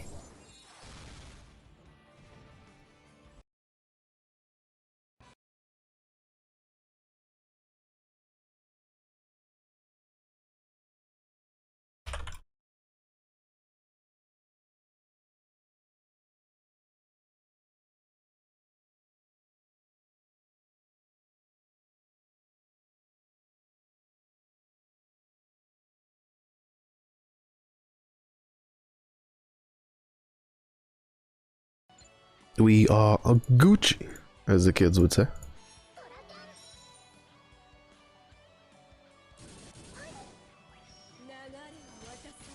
Oh, just barely got enough to push it past the trigger.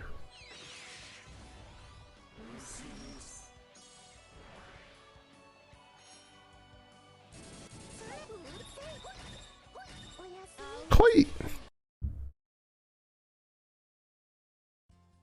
What else? What are we gonna say? I know Apex is like next season, which is like next month, could be pretty big. there's a lot of rumors going around about what we could be getting. Supposedly, I think the only guarantee is we're probably getting a new character. Supposedly we're getting a new map and a new weapon next season, but I think we'll have to just wait and see if that turns out to be true.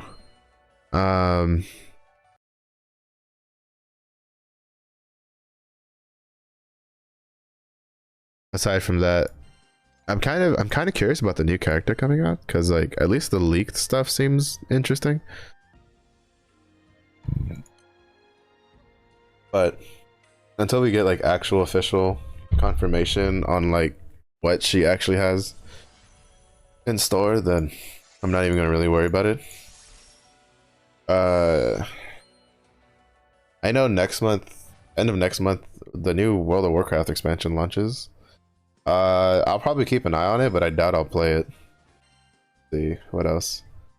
I imagine we'll probably be getting Diablo 4 like next year, potentially.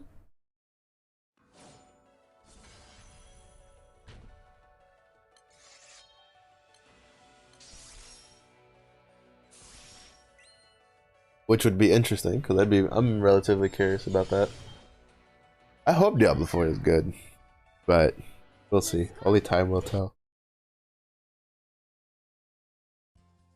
I don't know when Path of Exile 2 is supposed to launch. That's also supposed to be got announced forever ago. There are some new games I'm kind of interested in. What is it? Sin Duality is one of them, I think is what it's called. You play like this guy in a mech that runs around collecting like these crystals and shit. I don't know. I imagine there'll be like mech customization. I don't know if there'll be character customization. That'd be nice. Because to be honest, I've always been someone in the vein of there should, if you play like an RPG game, that's like you should always have like male and female options. Like I'm that kind of guy, right? And that's not, and like a lot of people are like, oh, it just means you want to play like a guy all the time. I was like, well, one, yeah, because I am a male, and therefore I would like to play males characters. But two, I mean, there's people that like to play female characters. Like I have friends that they make female characters in MMOs. Why? Because they like looking at cute things while they're beating shit up, which is fine. You know, like there's never anything wrong with having more options, right? So, just saying, it'd be nice. It would be nice to have.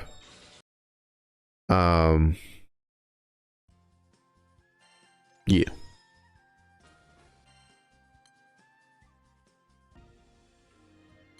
Aside from that, I can't really think of much else. Well, there's like a little like, well, there's the new Wild Hunt game that got announced. I don't know when we're getting. I don't think that has like a release date like attached at all whatsoever. So I think that that is definitely going to be like a next year kind of thing. What the hell? I saw something that had a release date for like January 2023 that I was like, oh, that's kind of interesting, but I can't remember what it is off the top of my head. Actually, let's look. Game release January 2023. Oh, I think it was the One Piece Odyssey. I'm interested in this. This could be fun. This could be fun. Because I'm thinking this is more like a Dragon Quest-esque, but One Piece themed. I'm pretty interested. There's also the Persona 4 Golden, Dragon Ball Z Kakarot. I don't really care about that. This is 2023, yeah? Yeah, 2023. Dolores Mars, Hogwarts Legacy. Okay, Wild Hearts is slated for February 2023. So that means I probably won't be buying One Piece when it's like brand new.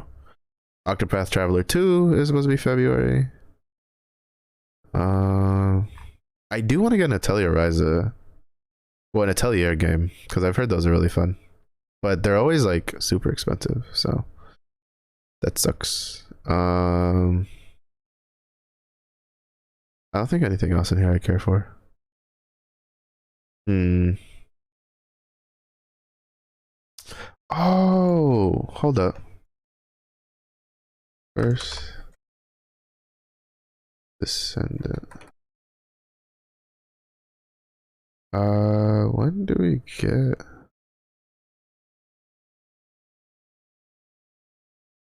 Don't mind me. I'm just looking shit up.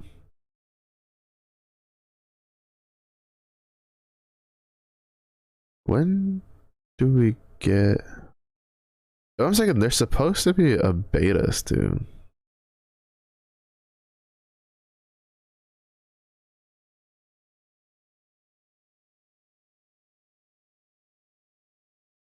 So that'll be interesting to get hands on with. Second ability in large scale. Yet to be adopted in commercialized games, so we like to use the opportunity to check this ability.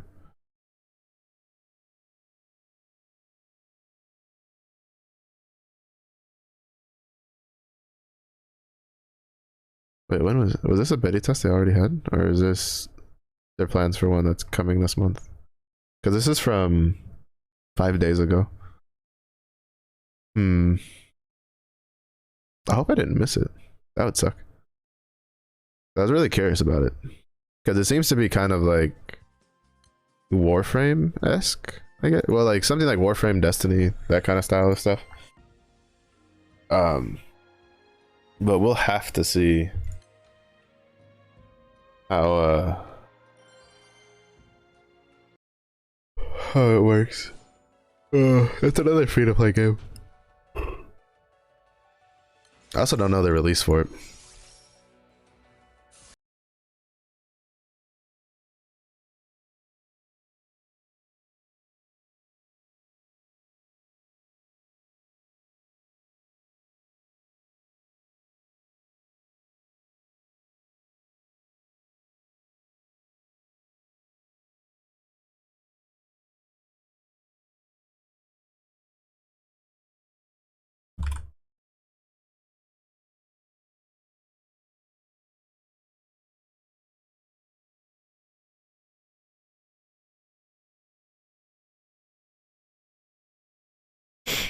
But yeah, so we'll kind of just see how it goes. There's plenty of stuff to look forward to, like from now to like beginning of next year.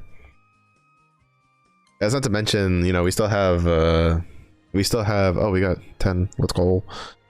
We still have like Monster Hunter updates, stuff like that. So there's plenty of stuff to keep me occupied. Ocupado.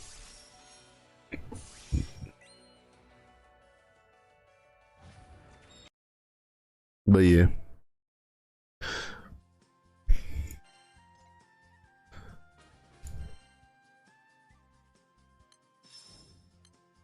This will probably be the last one we can get in this time period. But yeah, I don't know. We kind of just have to like wait and see how things play out. Paz, welcome back. I'm guessing you're home now.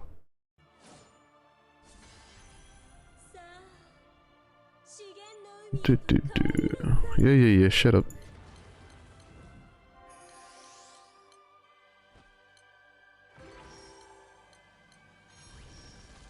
Made it not dead. Let's go. Double winning.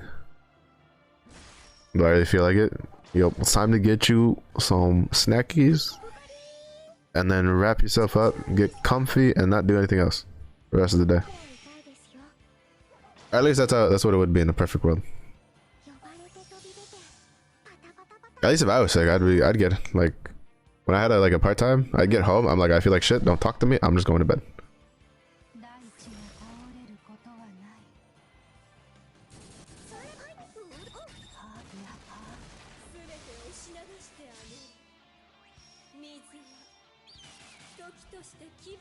Don't think I have anything I need to do today. Let's go. We're gaming. Chat, we gaming. But yeah, I was just mapping out what I was my plans for like game wise for the rest of the year ish. which entails looking at capture cards to plan to buy one so I can stream Pokemon when that comes out. But capture cards are fucking expensive. Gotta go to the grocery store? Rip. Rip. Also, if I get a when I get a capture card, it's not just gonna be Pokemon. I'm gonna be streaming like a bunch of Switch games I have. There's a bunch of Switch games I have that I never finished because I got caught up in streaming. But yes, Pokemon streams, yes. At least at the beginning, if I can get one before the game comes out. What games? I have Bravely Default 2. I need to finish the Monster Hunter Stories 2, but I think I'll probably restart that one from scratch. I have Xenoblade Chronicles 2, so then I can go get Xenoblade Chronicles 3 because I've somehow managed to avoid spoilers on Xenoblade Chronicles 3. What else do I have that I would play? Final Fantasy,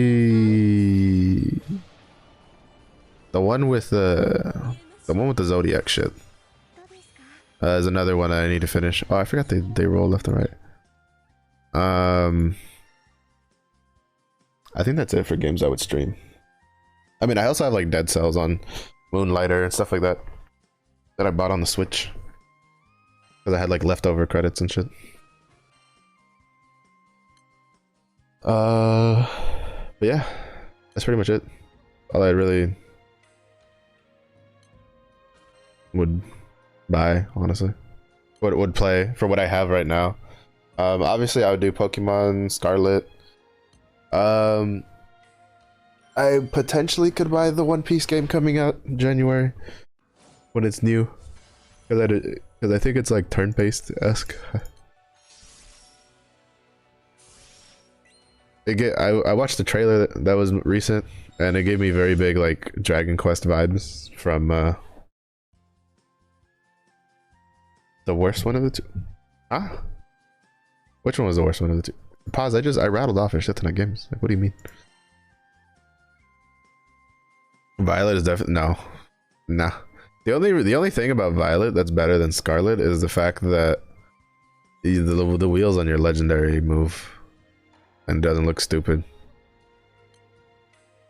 That's the only thing that's better. Aside from that, Scarlet's better.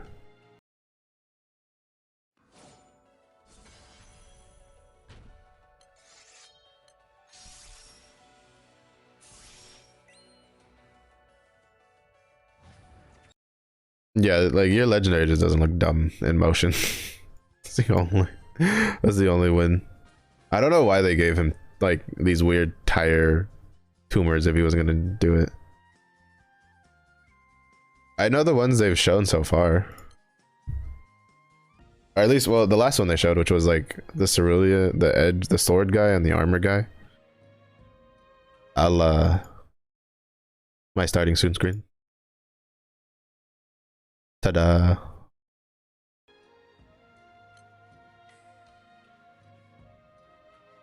But if there's been any ones they've shown after that, no, not really.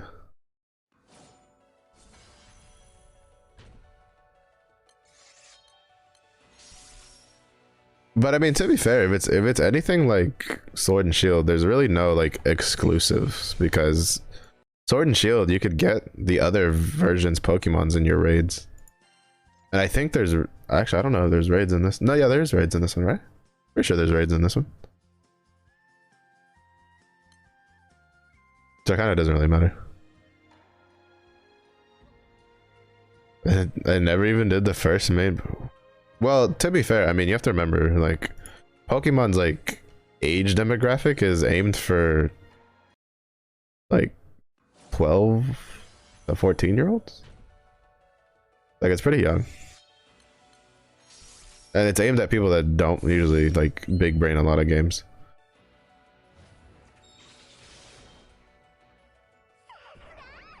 If you wanted a challenge, you'd have to, like, finish the game and then go do, just go to do the battle tower at the end of the game after you beat it. I've heard that like that one's actually pretty difficult. Oh, she's finally maxed out. I don't have time to swap her out though. Yeah, we're not gonna have enough time. It's gonna rotate over.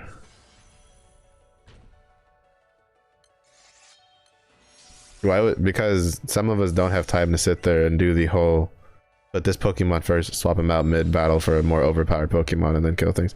I don't necessarily mind the whole like all your Pokemon get XP thing. I can agree with people wanting like an option, right? Like I think it'd be fair to give people an option about whether or not like they wanted that feature turned on, but for me that feature would be turned on at all times, like permanently.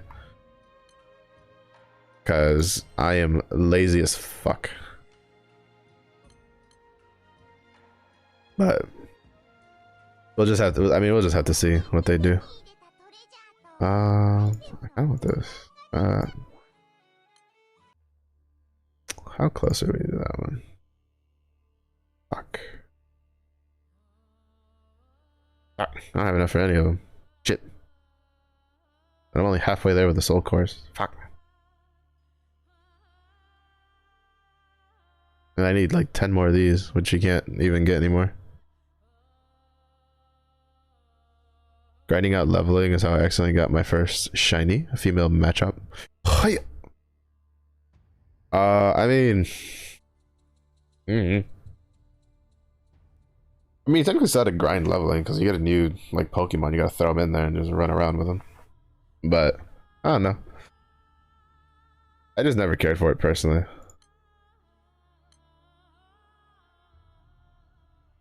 So I liked that change. But then again, I was a very lazy person.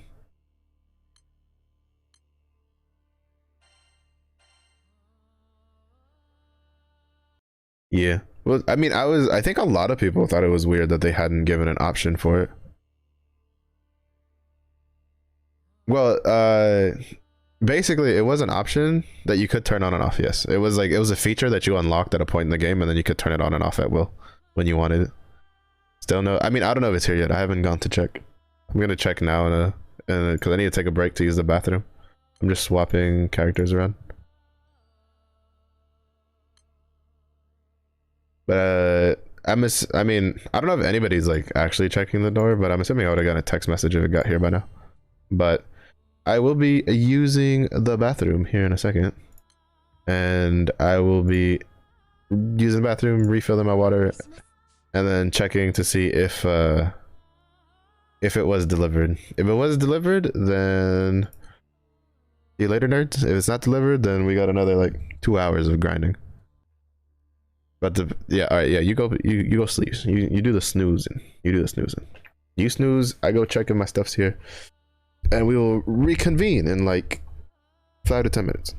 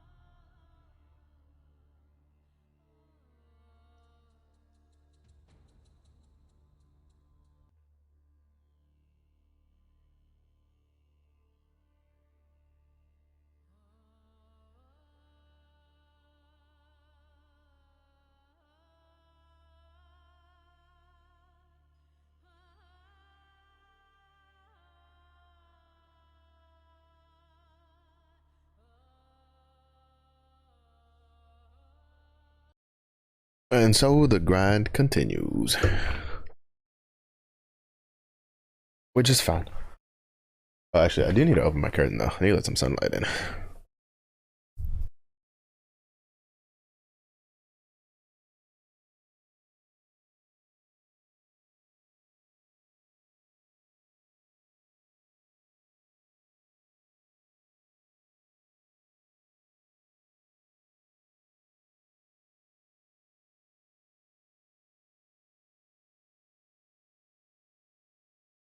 The one thing I hate about this time of year is the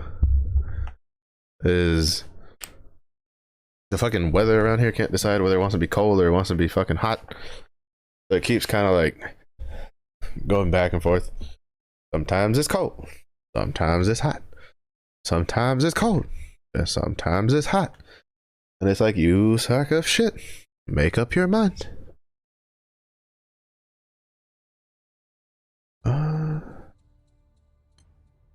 Do I have any earth summons that are useful for sub aura? I think the answer is no.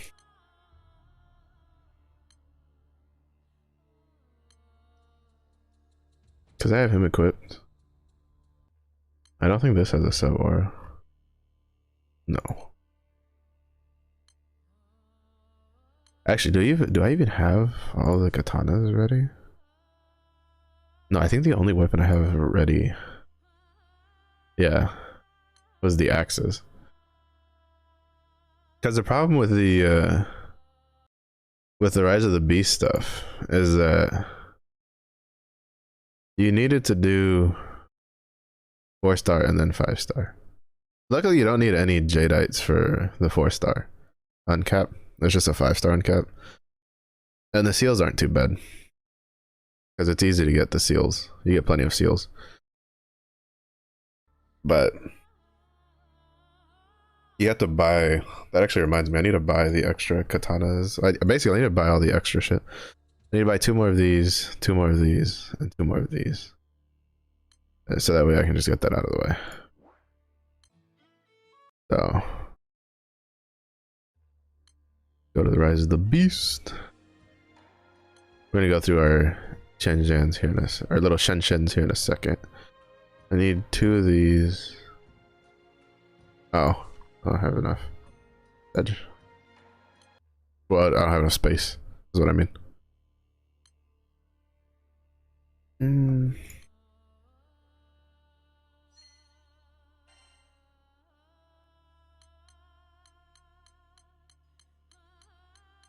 I don't have space, and it's like I have so much shit. Just so much shit. Yeah, like most of my stuff is like SSR weapons.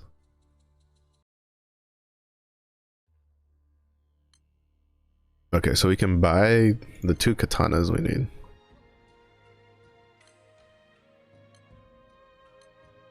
Then we'll buy the 2 spears we need. And then we'll buy the 2 claws we need. I also need to just fucking get this shit.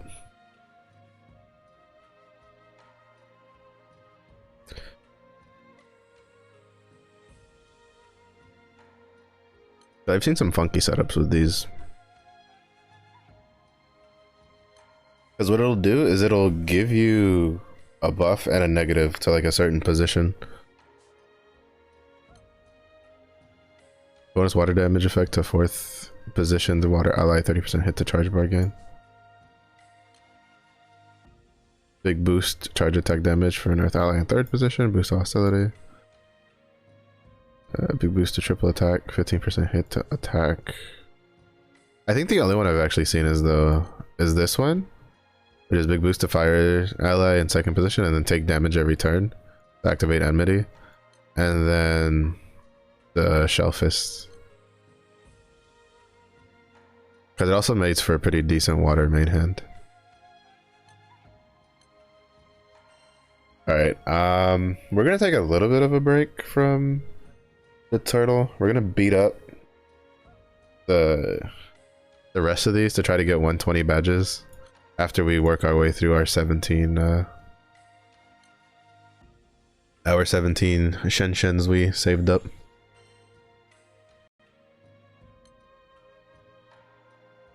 Let's see.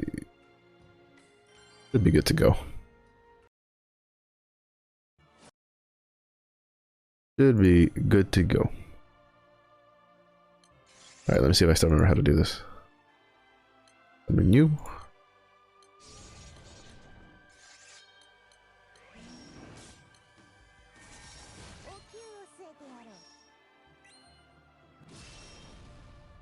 Here we go.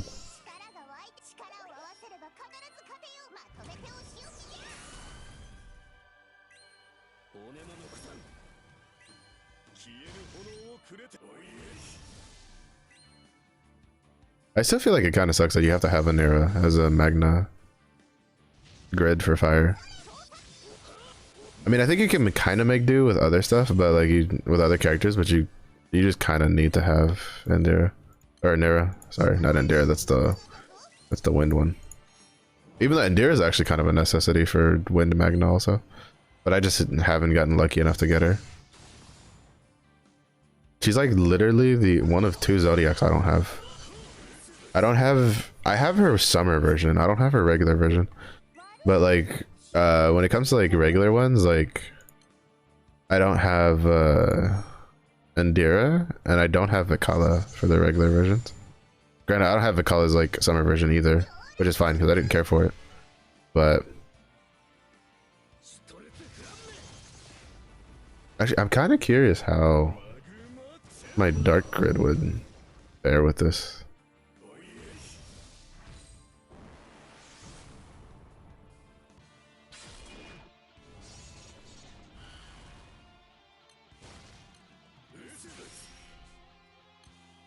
Oops.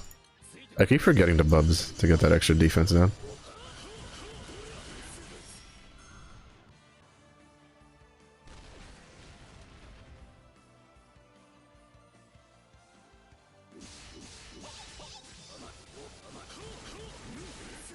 See, you get like 1 mil autos instead.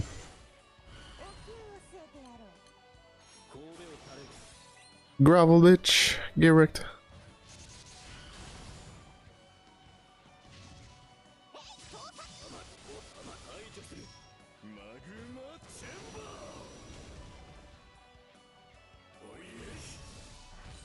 But yeah, I don't know. Well, I don't know how like my dark grid would fare up specifically because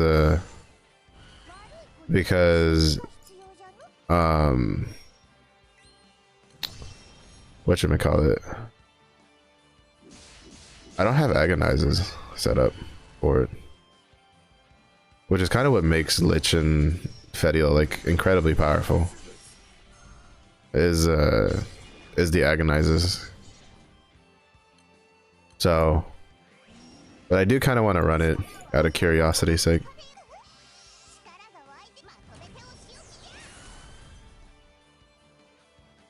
Because it'll take roughly 8 turns, yeah. It takes about 8 turns to get to 50%. So if it goes faster with my dark grid, we'll use my dark grid. But chances are it probably doesn't go faster.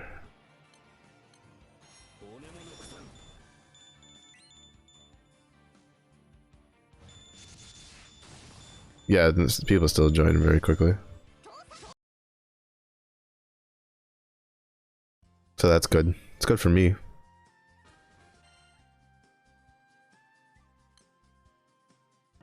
Alright, let's see how it fares against my dark grid. We'll go double Celeste, just... Well, actually, hold on, let me see. There is a website. Or a guide, I should say, that I can use. Jib. Good old Jib. Oh, sweet. And they added the gotcha weapon. Gotcha weapon.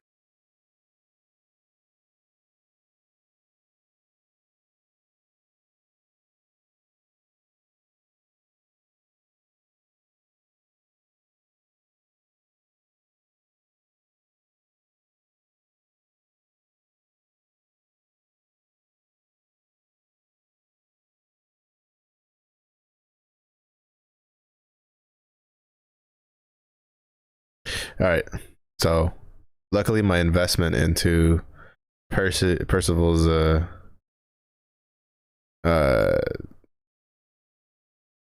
weapon is paying back, and it was basically well done. It was basically worth it. Worth the investment. It's a very, very, very strong fucking weapon that just enables.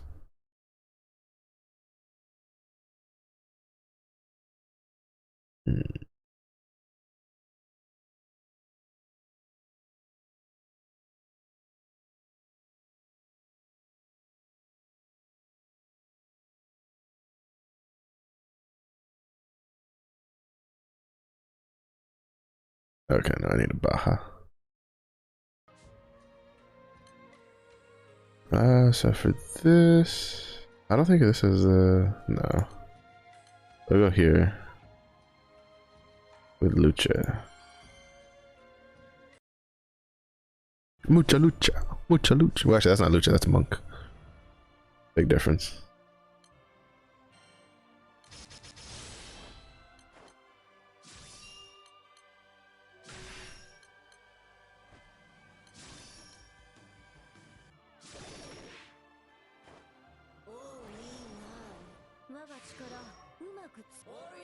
Let's go.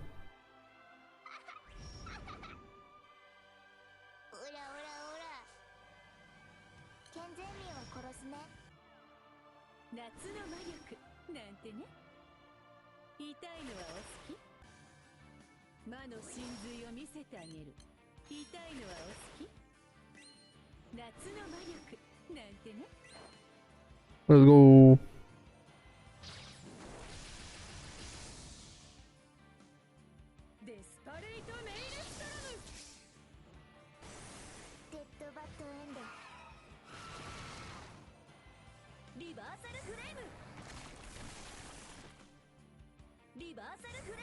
Yeah, she just double Ogies. It's insane.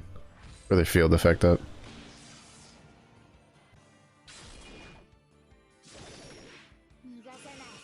And she gives a big ass fucking shield to everybody.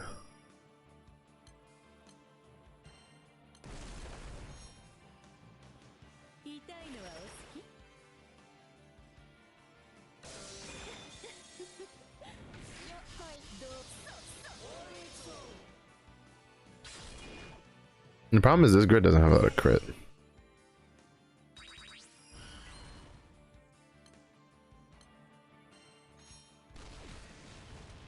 I don't think she'll deal 2.5 mil skill damage after she Ogies. Oh wait, but she still does hers. Well, the problem is she doesn't do her skill damage until after, yeah. That's the one downside.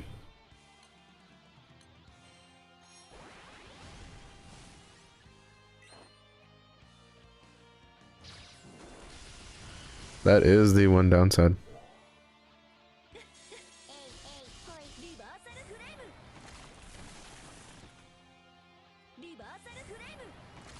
I think it might still be faster than my fire grid.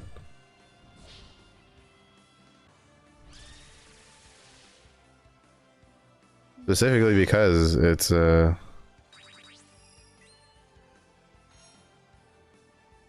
we'll see. Actually, I think it might come out to be relatively equal. Ugh, it's starting to do the lag issues. This is a Chrome problem. When it starts doing this and lagging up, because I have it set to HTTP.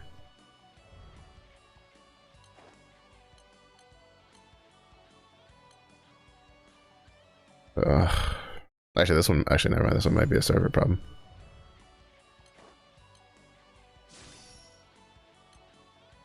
No, never mind. It's definitely a Chrome problem.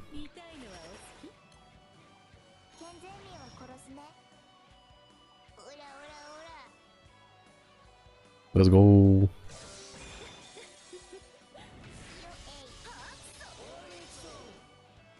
Yeah, if I had agonizes, this would definitely be a lot faster, but I don't.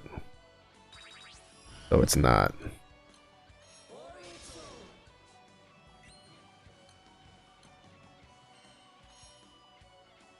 It might, it's gonna be a little bit slower turn wise. Bro, this fucking lag. Get the fuck out of here. Holy shit.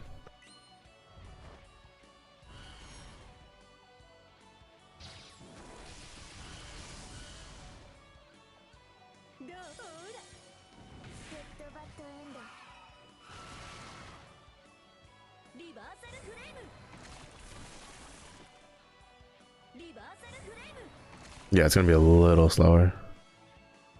Like just a tad.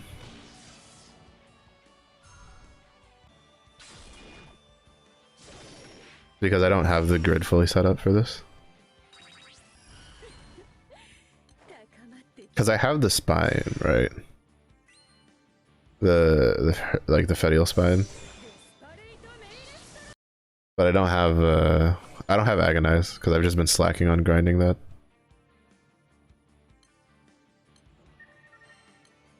I've just been slacking.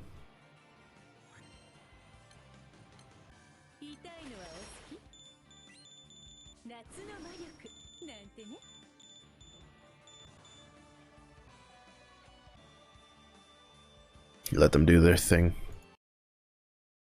Basically, I open it at 50 and then I just let people try to get their blue chest. But yeah, the blue chest is what you're aiming for because that's the only way to get the soul cores. You're also aiming like for Jadeites because you also don't get enough on a single shot to actually I'm gonna try it with no because I won't get 100% crit.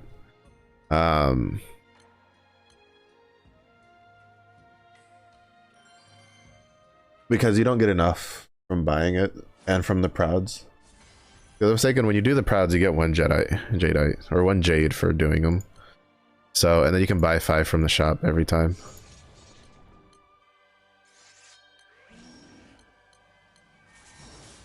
That's a little frustrating. It's a little frustrating. I don't think the grind would be that bad if it wasn't so RNG which one you get, right? Because like for instance, imagine if you already had the like the fire katana done, but then you kept getting the fire orbs anyway. Like I'd be pissed. Aiming for something true. Like that's basically how you have to play Grand Blue. When you're stuck in a situation where you're aiming for one weapon, it is fucking pain. I'm looking at you, Shiva. Because like the reason I stopped doing Shiva was because like Shiva needs like the only thing I need from Shiva is his sticks, which have a lower drop rate than his regular weapons, and I need like 4 more of those like full limit. Well, first of all, I only have one, like just one, not even full limit break. Like it's just one, and I need like 3 or 4 full limit break to make use of the Percy sword with it. So it's just like it's rough. So like I kind of gave up on it. Same thing with Grimnir. I need spoons. I need at least 1 more spoon from Grimnir. But I mean, granted, having another harp wouldn't be bad for like OTK setups, but like he just doesn't. When you're trying to get like a one thing from multiple things, it is hard. It is very hard. Takes a toll mentally.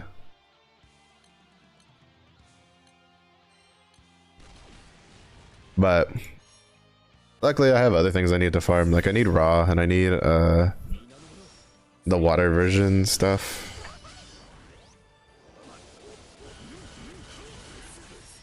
I don't care for Horus's stuff. Because I think I have options for that, so I don't have to farm Horus. Because farming Horus without having a Dark Kengu setup is frustrating, to say the least. So I'm kind of just like not gonna worry about that because I'm too lazy to farm a Kengo weapon. To be fair, I feel like almost like there's a lot of things that you just need a Kengo setup for nowadays. Because with the master level thing, Kengo is like really powerful. But I'm more of a Viking fanboy, so I just Viking everything that I can. Which is why I want the raw and the wind and the water axe. because that opens up some Viking setups for wind and water. Because with water, you kind of have the turtle axe, especially now that you can 5-star it.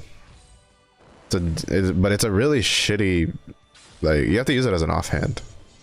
So you kind of have a setup in the fact that you can use that as an offhand to not worry about, because the Ogi effect on it's really, really bad. So nobody really uses it because all it does is it gives you, like, I think it's like defense, either defense or armored. Actually, I think it's a defense, because if it was armored, it'd actually be useful. So it's kind of just like, is what it is. But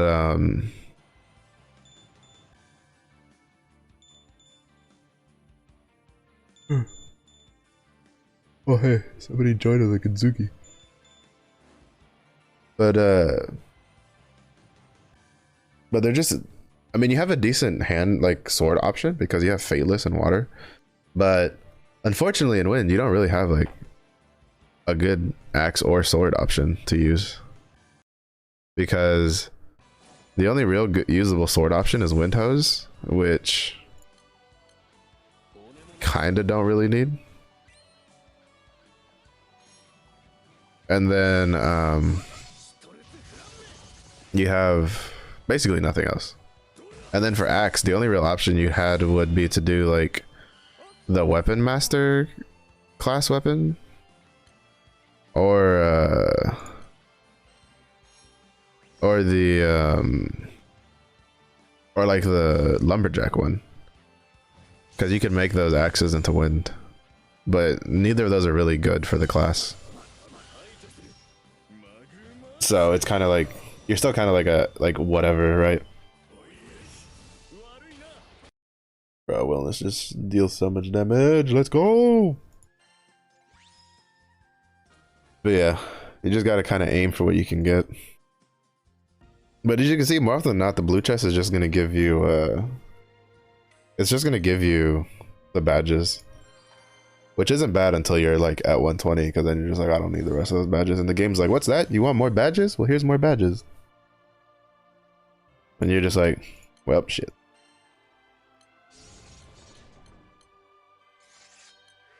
You're just like, oh shit, here we go again. But it kind of is what it is. I'm just gonna take it slow, because again, it's like, I'd like to get at least the Malice one, like 5-starred, because that would actually be really good to have for cap up.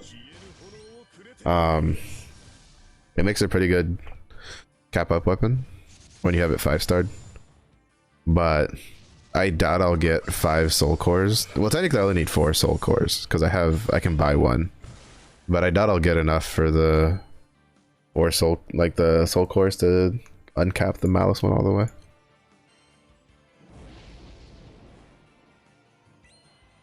Because what I'll probably end up doing is I'll probably end up uncapping the wind spear to 5 stars, and then the katana to 5 stars to try and get just the extra cap up. But the reason I probably won't do the katana is I don't think I have space in my grid for it, especially with the Percy sword. I'm kind of just chilling, especially considering that in regards to the fire, like for Magna, you kind of want like 1 Percy sword works fine, but you obviously want 2 if you can get it, since for Magna, like, well, right now it's, you have to run at least 4 ancient twigs, but I wouldn't be surprised if they decided to kind of like fuck fire over by being like, oh, here's like a bunch of different weapon types that all have good skills for Magna or some shit like that. Because ironically enough, I think Magna has an easier time implementing Percy sword than Primal does. Because I think for the most part, Primal, you would run like 3 Exalvas, and then everything else would be different weapons. Ah, but then you could just run the You could find, actually no, you can find an extra katana. Because I keep forgetting it's the same weapon type, not necessarily the same weapon. So that's what makes it like really good. Because that's really easy. That's a really easy like criteria to fit.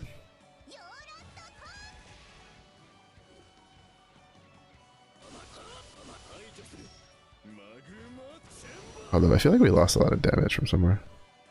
Yeah, we lost damage from somewhere. The defense, but no, the defense buff is still there. That's weird.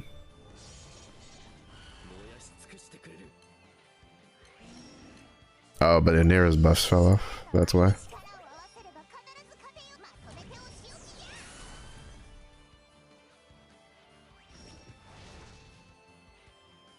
No biggie, no biggie.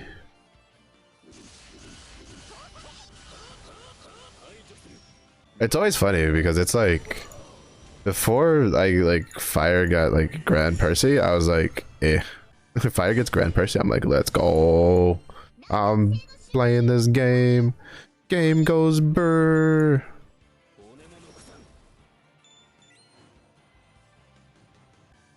Game goes brr.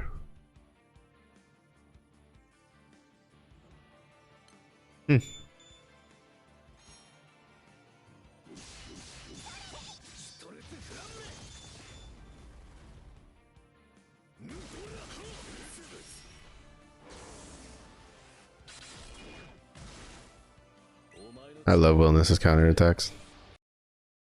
Boss is like, eat this, and he's like, eat these, baby. I just wish he countered attack for like every hit he took. Though that is a little overbad. Fucking A. I have gotten 3 jades from like farming this, and all of them have been the fucking wind ones.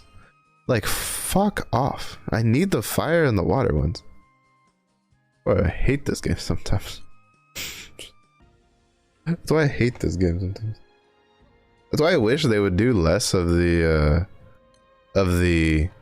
oh, you can get like, you know, there's like 4 different items you can get and it's just random which one you get, and just be like, here, you get a currency, and then you can just trade that shit in for whatever you want.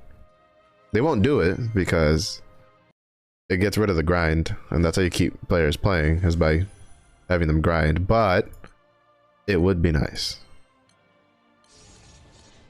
There will probably be a slowdown in Grand Blue content because if I remember correctly, yeah, it's a rerun in this next week, and there's an Undecember's coming out, so I'll probably be playing that a lot. But after that will be Proving Grounds, which are fire favored because they're win bosses for a week, and then there's a new story event. So then it'll probably, you know, we'll probably do a comeback, but it'll probably be like, it'll probably slide off for a little bit over the next week or so after Rise of the Beast is over, which Rise of the Beast ends in 3 days. So we got some time for grinding. So for the next like 3 days, we'll still be doing some Grand Blue grinding. But after that, well, we'll be doing some. What'll probably happen is there will be a lot of like Undecember gaming to be had. So like tomorrow will probably be like Undecember for like 3 hours. Well, depending on when it comes out. I don't think it'll be out during the day, right? So it'll probably be a Grand Blue Fantasy stream in the morning or during the day. And then it'll be a Undecember night stream, and then after that it'll probably be Undecember during the day for 3 hours, then maybe like an hour of Grand Blue for grinding, and then at night will be a full Undecember. And then on Thursdays I have a collab planned, but I don't think we've decided on a time yet. I'll have to figure that out. Also, that also kind of depends because there was another, I think me and Koneho are gonna try to like play Apex at some point. We keep going like, we'll play Apex, and then we don't like talk about a date, so I'll have to like sit down and ask her what date she wants. And then I think I got a couple people that I kind of want to play Overwatch 2 with, because Overwatch 2 is fun with friends. So like I think that's the thing that kind of bummed me out about Overwatch, right? It's like you can't ignore the weeklies because as far as I know, the currency you miss is like gone. Like you can't get it back. And then so you can't you can't ignore the weekly missions, but they're also not fun for me. Like I really don't like them. I don't like the win X amount of games as queuing for Y, so it kind of bums me out when I play it, to be honest. At least solo. I think like with friends it's kind of whatever because you're all kind of just memeing and fucking about, but like solo I kind of just don't really care for it. So that's unfortunate. I wish they had just attached the currency to the battle pass and just been like, you get us like, you know, certain tiers of the battle pass for like in the free track give you the currency, and which is what I like about Apex battle pass. I don't know, people give Apex like a lot of shit, but so far out of all the games I've played that have like free to play monetization and stuff like that, I think like Apex still does it like the best, especially battle pass wise, because like the battle pass itself gives you currency back, and then if you buy the battle pass it pays for itself and then some, and you're just like, because like you buy it once and then as long as you complete the battle pass you basically don't have to pay for it again, which is huge in my opinion. And then and I think it's the only BP I've seen that does that. I don't know if Fortnite's is like that, where like it pays for itself. I think I've heard that Fortnite also gives you currency, but I think for the most part it doesn't pay for itself. So I'm not 100% sure on that. So because I don't play Fortnite, I've tried it, not a big fan of it personally.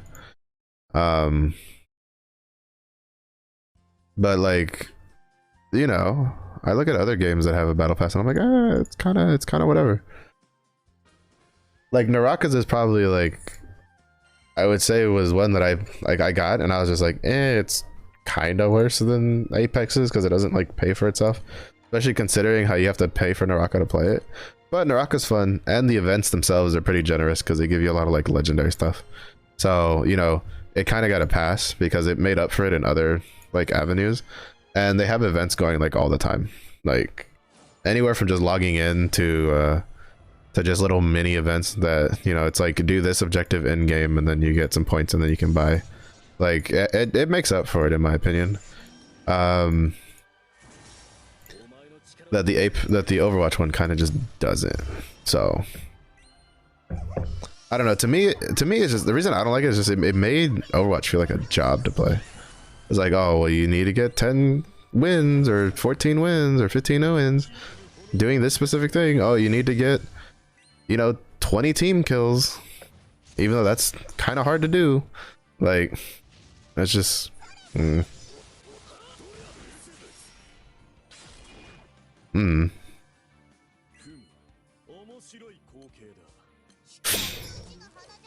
I just knew it was a little too good to be true when they're like, oh, you can get premium currency from weekly missions, and I'm like, fuck those. Like actually I knew from the beginning, I was like, those weekly missions are gonna be a pain in the ass. Like I could already tell. And lo and behold, at least for me, my personal opinion is the weekly missions are a pain in the ass. 7 arcade wins, 20 team kills, win X amount of times queuing for X thing. You need to get, there's one achievement that's like get 10 wins on 2 different roles. Like the only weeklies I liked are the ones I already have done because I got them done passively without trying. And there's 3 other weeklies that require you to play specific roles. Like there's mitigate X amount of damage as a tank, there is deal X amount of damage as a DPS, and there's heal X amount of damage as a healer. Guess what? None of those require you to win games. You literally just go there and you can fuck about and just play your shit and you're good to go. You can go to arcade and just mess around with like DPS and like heal, and it doesn't matter if you win or lose. You can just have fun and mess around. But as soon as you tack on like, oh, you need to win X amount of games, you all of a sudden attached value to winning and losing aside from winning and losing. And it's just like, I'm not a big fan of it. I wish it had just been play X amount of games. I don't see why that couldn't have been the weeklies. there's, I don't know, double or triple the numbers that you need from people, and then just call it good. Not to mention that, you know, it's not rare for people to go on a losing streak and then just stop playing for the day. Like, because when you go on a losing streak, that's the best thing you can do, is just take a break. Because the chances of you breaking out of it is relatively slim to none. Because there's a reason you're on a losing streak. It's because you're like tilted. And you make poor decisions when you're tilted. So it's kind of like, you know, I don't know. Not a big fan of it. But I'll stop harping on it. Because I'm pretty sure that like Undecember is going to give me shit to get ragey about. I'll probably get angry about something. At least probably not. Not if it's just more of like what the beta, like the, well, I'm gonna call it a beta. It was a demo, but what the beta had to show, like honestly, like it's gonna have like, I don't know if it's gonna be like super duper popular, because like the problem with like new games nowadays, period, is a lot of people like to be like compare it to other very successful games in the market, forgetting that a lot of those successful games at the beginning weren't very they weren't very like over the, like super crazy, right, over the top. It was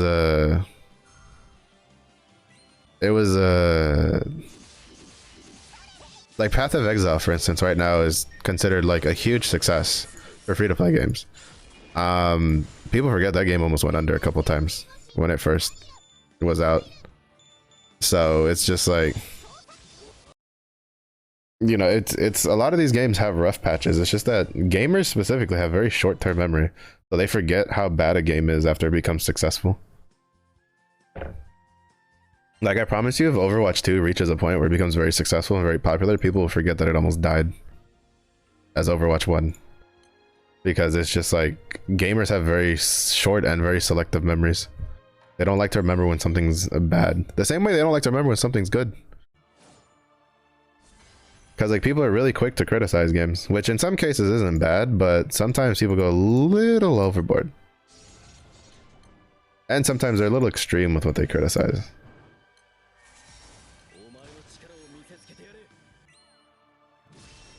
But we'll just have to see. We also don't know if there's any weekly missions we're missing, since like the PvE isn't in the game yet for Overwatch 2. Granted, I don't think we have a confirmed release time for that. I just know that it was supposed to be in at launch and then it got delayed, which, mind you, making PvE content that's fun is actually harder than making PvP content. Surprise, surprise. Well, the more you know. Because with PvP content, you literally only have to code the interactions, like bullet hits hitbox, deals X damage, right? Like, you don't have to deal with programming like AI to run around things and do all this kind of stuff. Like, it's like people forget that. And so now I'm not excusing Blizzard. Like, you know, they took like, from what I understand on Reddit, they took like 2 years of like not touching the game or barely touching the game to do this Overwatch 2 release. And so I feel like rightfully so, people should be annoyed that the PvE isn't in the game at launch. Not to mention, there's still people that have problems. I have a friend who, she still cannot, well, I don't know if she's been able to, but she hadn't been able to log it, to play Overwatch 2 at all, because it'll install and then she would start the game and then it would instantly close. It would just crash like right off the bat. I tried looking some stuff up. I didn't see any definitive causes. I sent her a couple lists of just lists I found that seemed to have a reasonable amount of fixes that she could try, because the other thing with like stuff like that is that when there's that many different solutions, that means that it's like on a per system problem, like on a per device problem, and you just kind of have to figure out what solution works for you. So hopefully she's been able to get it to work. That way we can play Overwatch together, but I'll just have to wait and see. I have another friend, one of my mods, who he can't even play Overwatch 2 because they won't accept his phone number for the stupid SMS protection like shenanigans they're fucking doing, which is moronic in my opinion, but not much we can do about it unless they change their mind or add those phone numbers. So yeah, it's not perfect. It's not perfect. It's definitely got some issues that I'm kind of just like, these shouldn't be problems. Like, realistically speaking, they should not be problems, but they are. So, but yeah, we'll just have to, we kind of just gotta wait and see what they do. Because they have some good notes. I would say that everything I've heard about people who've actually, like, just from playing the game, people think it's really fun. For Overwatch. But there's a lot of little things which a lot of people go, ah, well, just ignore it, bro. Like, little things are what kills games, to be honest. Like, a lot of people think big problems are what kills games, which is true, they do. But more often than not, like, good games will die because they have too much little stuff kind of like pile up that people get fed up with dealing with, and then they just stop playing and they go play something else. Which is, you know, in my opinion, that's kind of how you should play. Is if you don't like what a game is doing, go play something else. Especially if it's free. Because Overwatch 2 is free.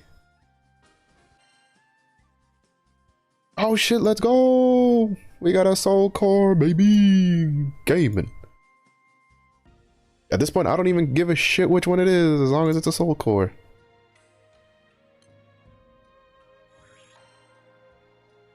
But yeah, so it's just like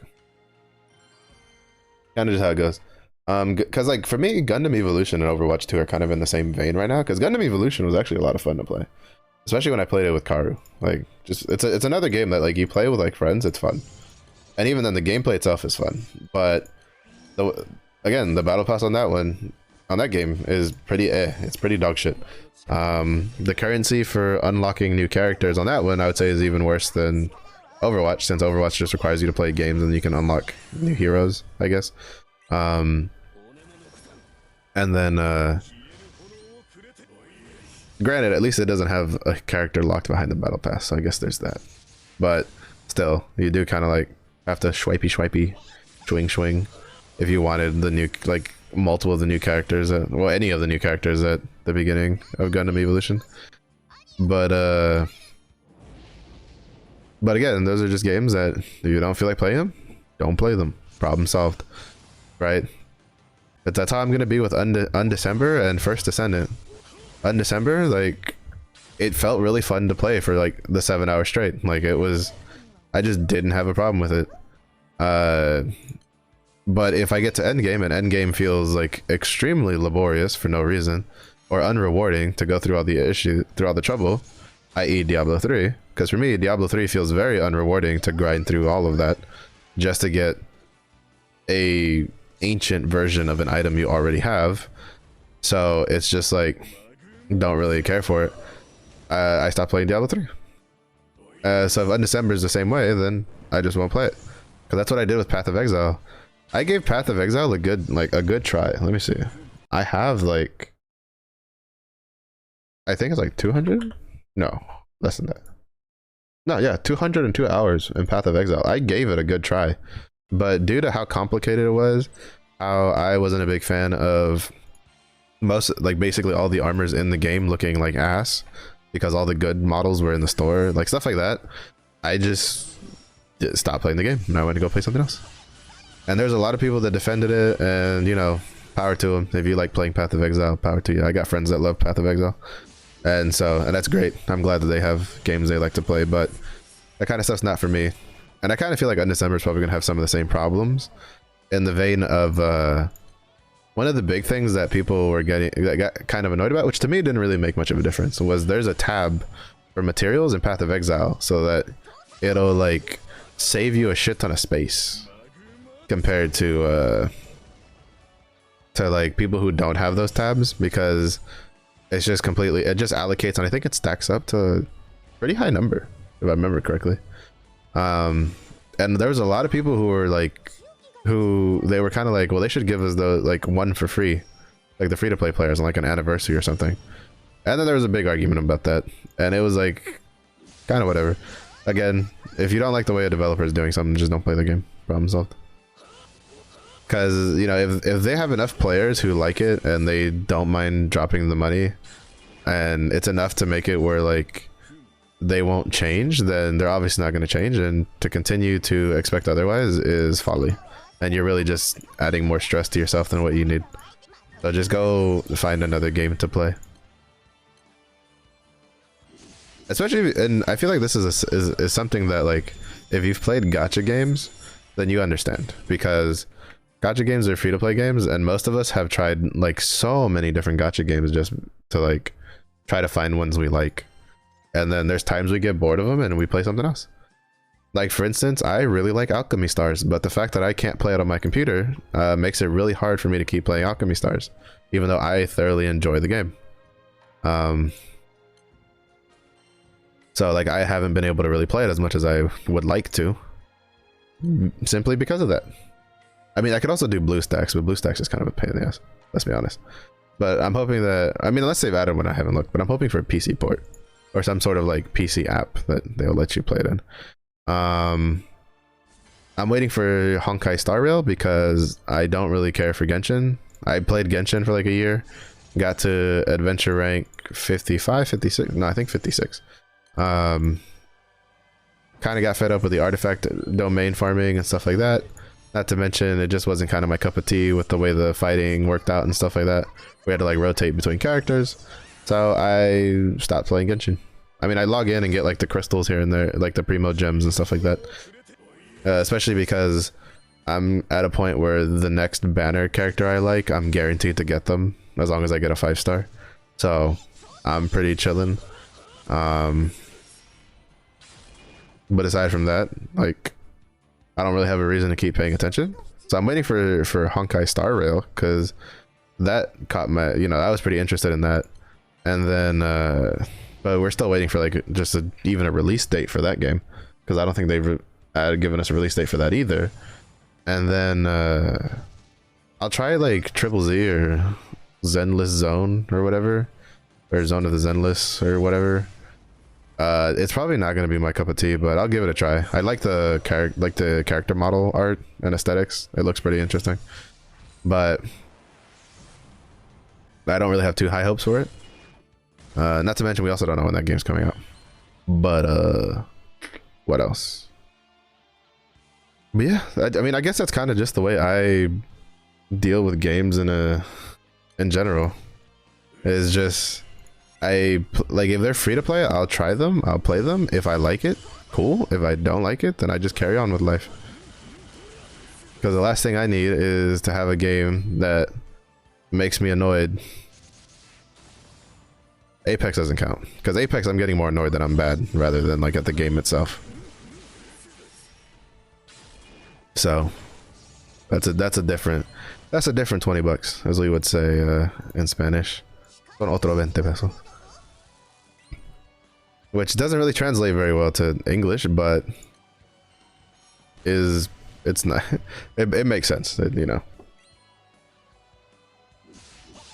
Well, I guess it makes sense to me because I've grown up with that. Like, my parents say that phrase a lot.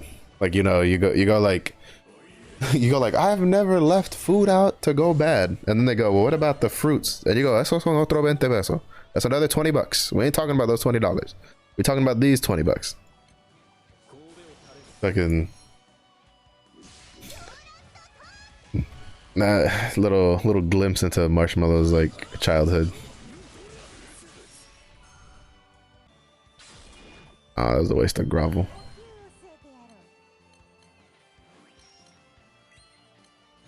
But yeah, fun times. Fun times.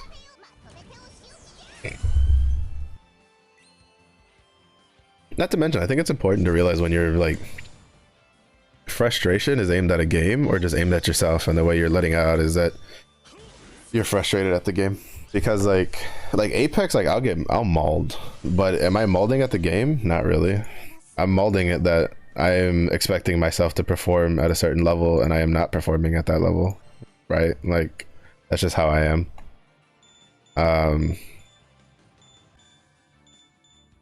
Yeah. Aside from that, it's just like, sometimes you just gotta figure out, are you mad at yourself or are you mad at the game? Like at Apex, I've very quickly realized I'm not mad at the game. I'm mad at myself because I'm not performing at a level that I expect myself to be performing at. Like, Because I mean, everybody has off days, especially when you play like shooters. Because what was it? I tried to play some over the weekend. Before I realized that Undecember was out, I was actually trying to play Apex. And I was missing a lot of. Look at this. This is what I'm talking about. This is fucking cursed. I swear to God, the Jades are cursed. You cannot tell me that the 4 times I get Jades, they're all win Jades. And you can't even get any more win soul cores. It's cursed. I'm telling you. Fuck this game. This game is cursed. Somebody call a priest. We need an exorcist. But I was missing a lot of shots that I normally wouldn't miss. And it wasn't because like the opponent was doing anything like different, right? Like they were just running in a straight line and I was just missing shots because it was just an off day. Or they'd be standing still and I'd miss a PK shot that I would normally land. Like it was an off day, which is why I stopped forcing myself to play and I went to go play something else, which ended up for the better because that's how I found out that Undecember was out, and so I was able to kind of like whet my appetite with it and then be pretty excited. Pretty excited.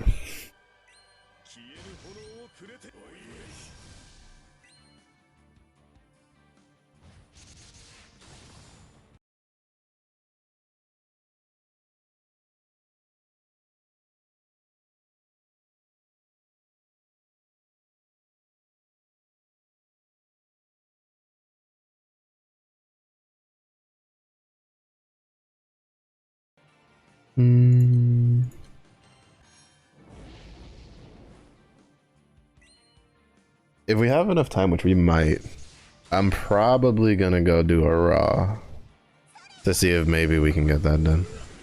Actually, I don't know if I want to. Actually, no. Well, if I do any raw farming, like I don't want to farm stuff that I can't like reliably kill by myself, because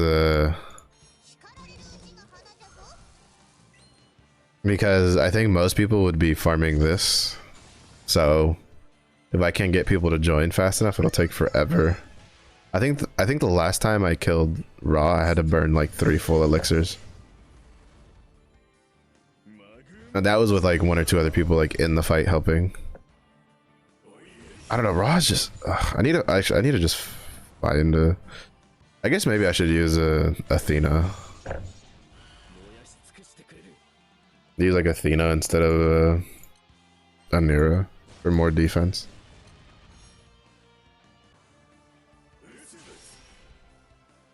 I don't know what I would use actually. Now that I think about it, because I guess like I could use, is Elmot good? Elmot could be good for that because he dispels a lot. It's just that he dispels on special attacks, and the whole thing is canceling omens and shit.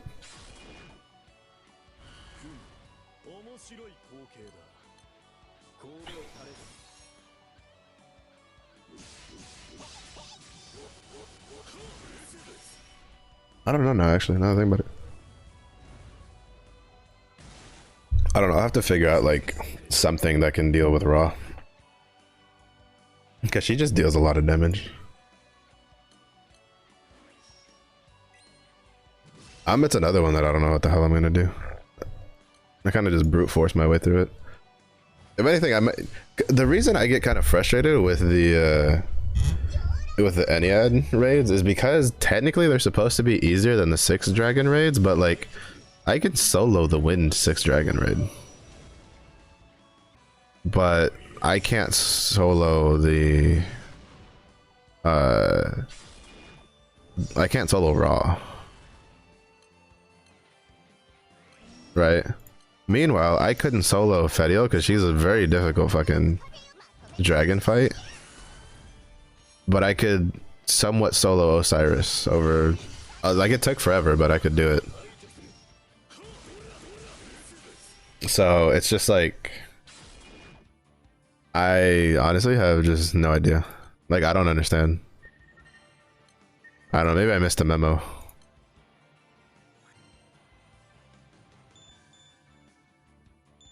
What is it? Makula now like a solo fight? How is that gonna work for the fucking extra chest event? I don't know. That's a good question. That's a good question that I wish somebody would have the answer to.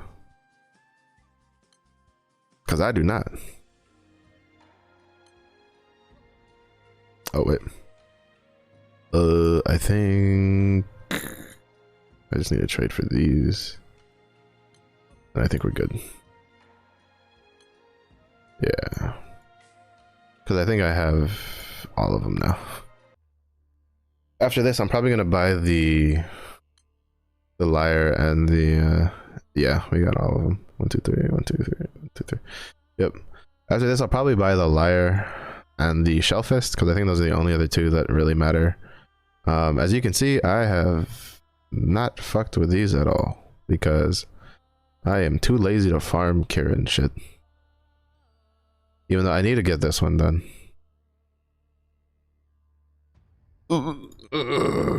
Fuck. I need 2 of these. And then what do you need for the second uncap? I know it's I know you need like Omega Anima, but it's a lot, isn't it?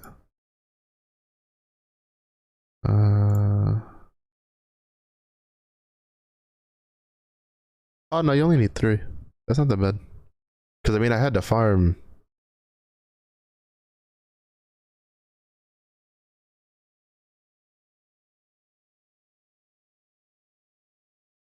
So you needed 5. I had to farm 30 for all my seraphic weapons. And then I have all these uncapped. I forgot that I had to farm a shit ton for these.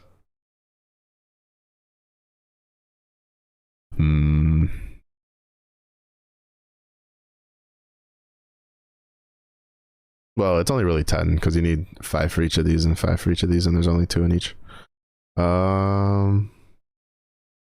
Oof, that's gonna rest in peace, 5-star. Well, like eternal 5-star players. 20 fucking Kirin and Huanglong Omega Anima for Supreme Bow Mastery, Supreme Melee Mastery. Sheesh, that just hurts thinking about it. Yeah, I'll probably have to start farming this again just so I can get enough for the uncaps for the 5 stars, especially for the bow because the bow is really good for dark because it gives a really big damage cap up. It's just you lose a good amount of HP, but that's for another day of decision making. We're not gonna waste Rise of the Beast time for farming Kirin. Because interesting enough, somehow there's always Kirins available. Like, just always.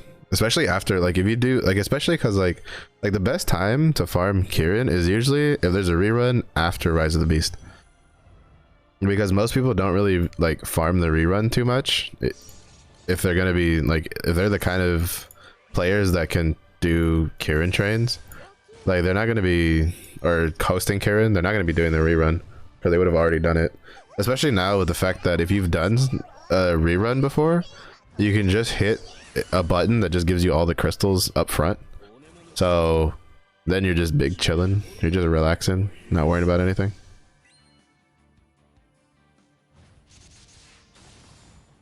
So it's kind of... That's gonna be me because I've already done this one. I remember that story because I have the skin. It's on my Gawain, my light one. So I'm pretty good. But the proving grounds is so I might do some Kirin farming when if I like when I do my GB, my Grand Blue. Because I still want to fit at least like an hour in a day because. Like, I want to get my grids set up and advanced. Because I need to, I just need them. I just want them higher. Can we get much higher? But, yeah. It's kind of just like a personal thing. It always happens to me. I eventually get to a point with when I play Grand Blue that I'm like, alright, I want to improve my grids. And then I'll just like farm a shit ton trying to improve my grids. The current plan is technically I can't do a Kame grid because I don't have Kame and I don't feel like farming Kame. Like if I cared about like actually improving like my stuff, I would be farming like for Alanan and then like Kame, because Alanan opens up a huge like burst setup for fire, especially with the sun. And then Kame, you have Kame grids, which are, to like, if I'm mistaken, still the strongest like earth grids are Kame grids. So yeah. Though I guess, could I use, wait, can you, are there still like, hold up, I need to pull up Jebs.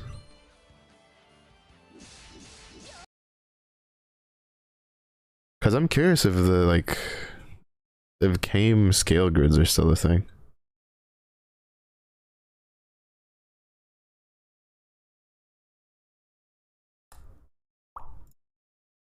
Cause like those were, cause scales is basically, so what, if you don't know what I'm talking about, is there's a specific character and a specific weapon that give you a really big damage boost as long as every weapon in your game or every weapon in your grid is different. So it makes it a lot easier to build in a way, because you don't need like duplicate weapons. Like for instance, for fire you need 4 ancient twigs. Like there's no other option for Magna. You just need 4. You have no options. But for earth you just need one of a handful of weapons, and then you can kind of get rolling as long as you have Kame. And while they kill that, I'm gonna look through the grids real quick.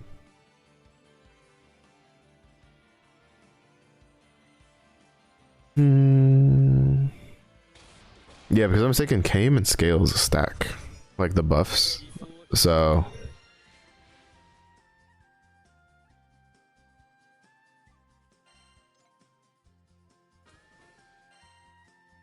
F. Also, I've just been updated that the new delivery time date is between 4:45 and 6:45, but apparently they're already in the area. So it's probably going to come near 6 because it's already 5 right now.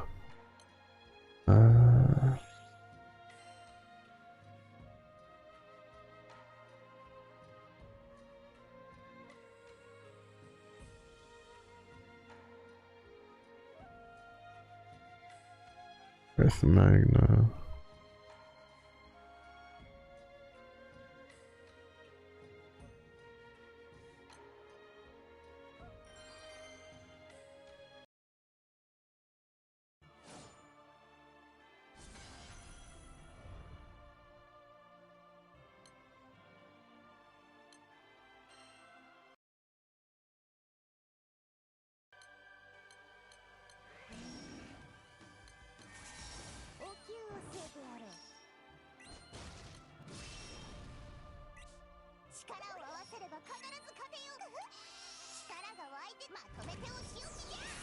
Alright, so long fights usually does 2 axes.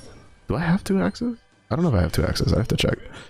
2 axes, yeah, 2 of those, yeah. Yeah. Yeah, no, so Kame also needs the scales. Shit. Okay.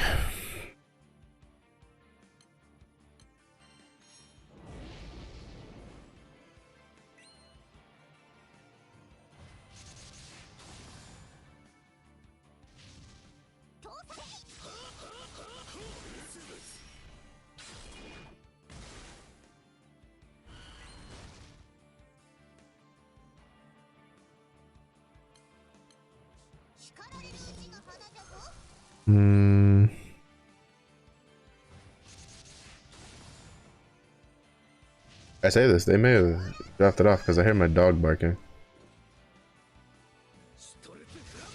I might do a quick run downstairs just to check.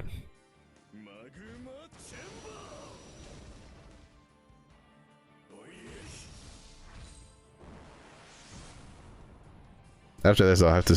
I need to check my earth grid to see if I have even just the basic long fight.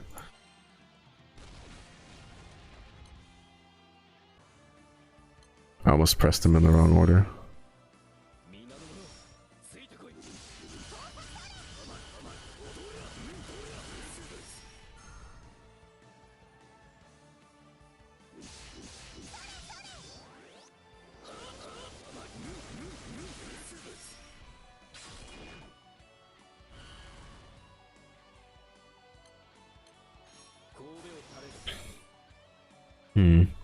Yeah, I think I have. Actually, another thing, but I think I might have like my Earth grid like completely like set up. I also realized it's not very fair to compare my Fire grid to my Dark grid because my Fire grid's currently like plus marked up too. I forgot about that. So that's a lot of extra stats that my Dark grid is missing. Which means the fact that my Dark grid could only took like 1 or 2 turns more than my Fire grid, when this is all plus marked up, shows you just how strong those characters are.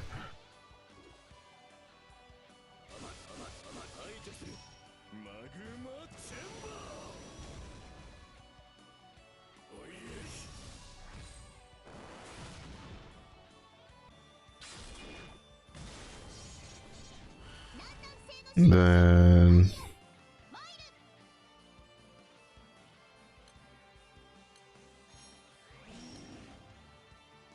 where's the backup? Technically, I could just do like 25% and then just open it up if I really was in a run, but I like MVPing my own raids. So, makes me feel good about myself. Even though it really does not matter at all whatsoever in this raid. Like, literally just a waste of time. But it lets me get to see my characters in action.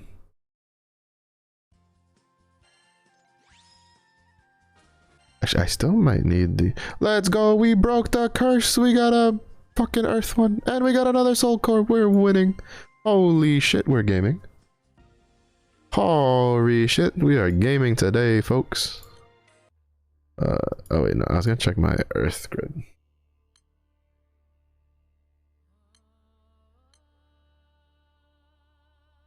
One, two, 1, 2.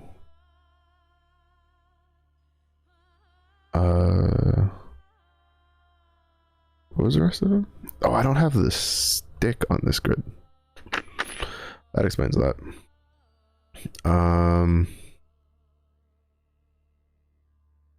Oh, that is a problem. Now that I think about it.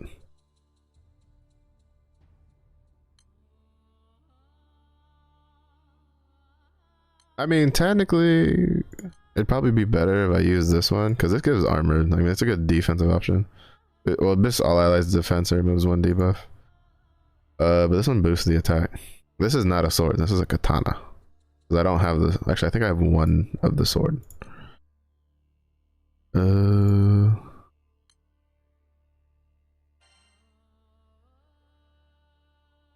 right. I have beast weapons selected.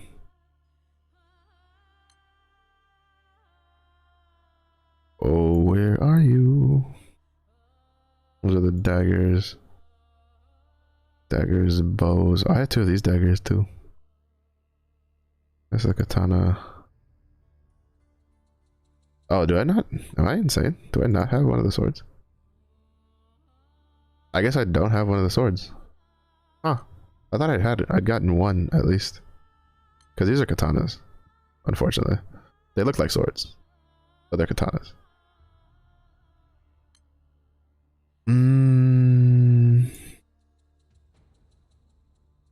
I thought I'd gotten 1 of the swords. I guess not. That or accidentally used it for fodder.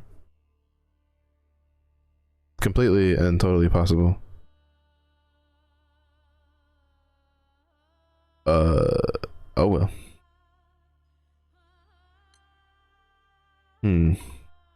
Anyway. Go back here. We'll swap this for the dagger.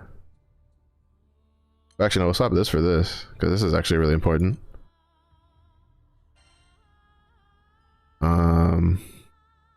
This is mandatory because of these 2. These are mandatory. This is mandatory. This is kind of mandatory, but not really. Oh, I still need to get like a key for this. We'll replace this with... Actually, no, that one's not that mandatory compared to this.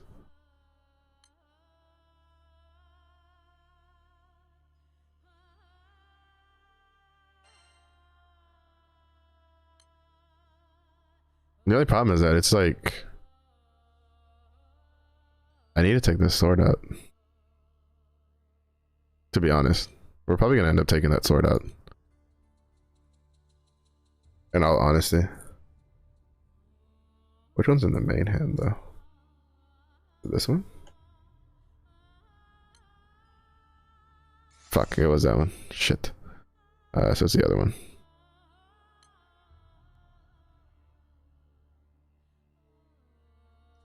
This one. Alright, there we go. Because I think we need to replace this with...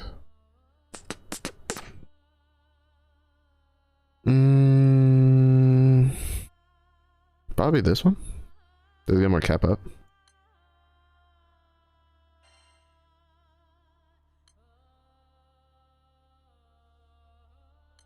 That might be stronger.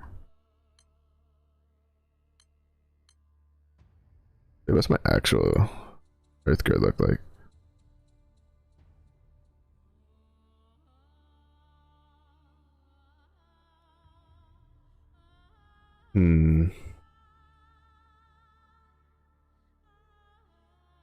I feel like this is a problem.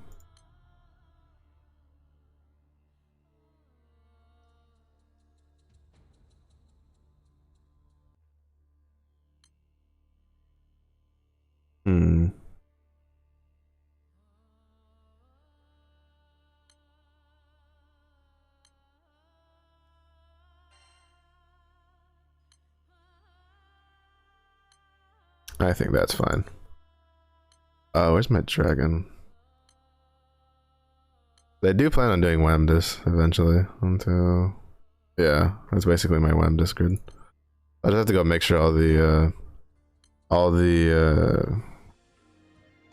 wait, what's my wind grid looking like?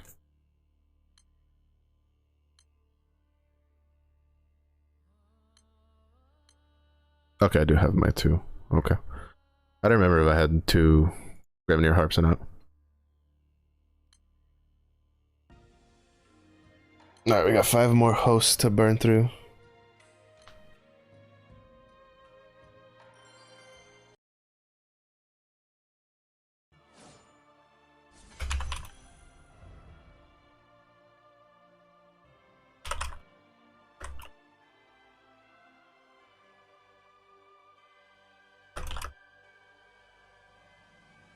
But yeah, welcome to Grand Blue Fantasy.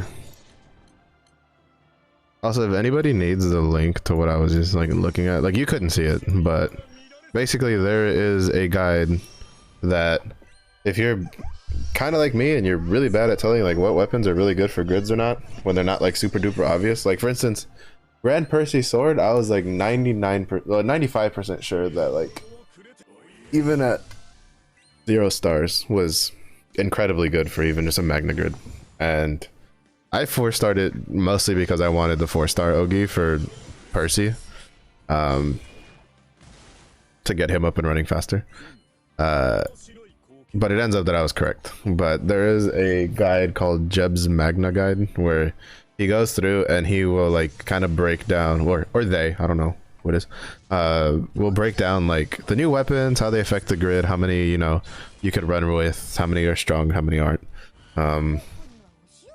You know, how many you would need. Like for instance,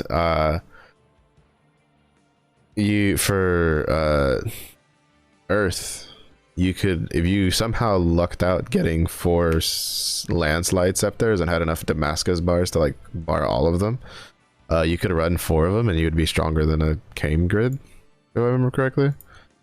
But I fucked up. Oh well, shit. Well, this is gonna hit like a wet noodle. Actually, it's gonna hit like a dry noodle next time. But Oh, I also didn't like whoopsies. Bro, my brain just died there for a second.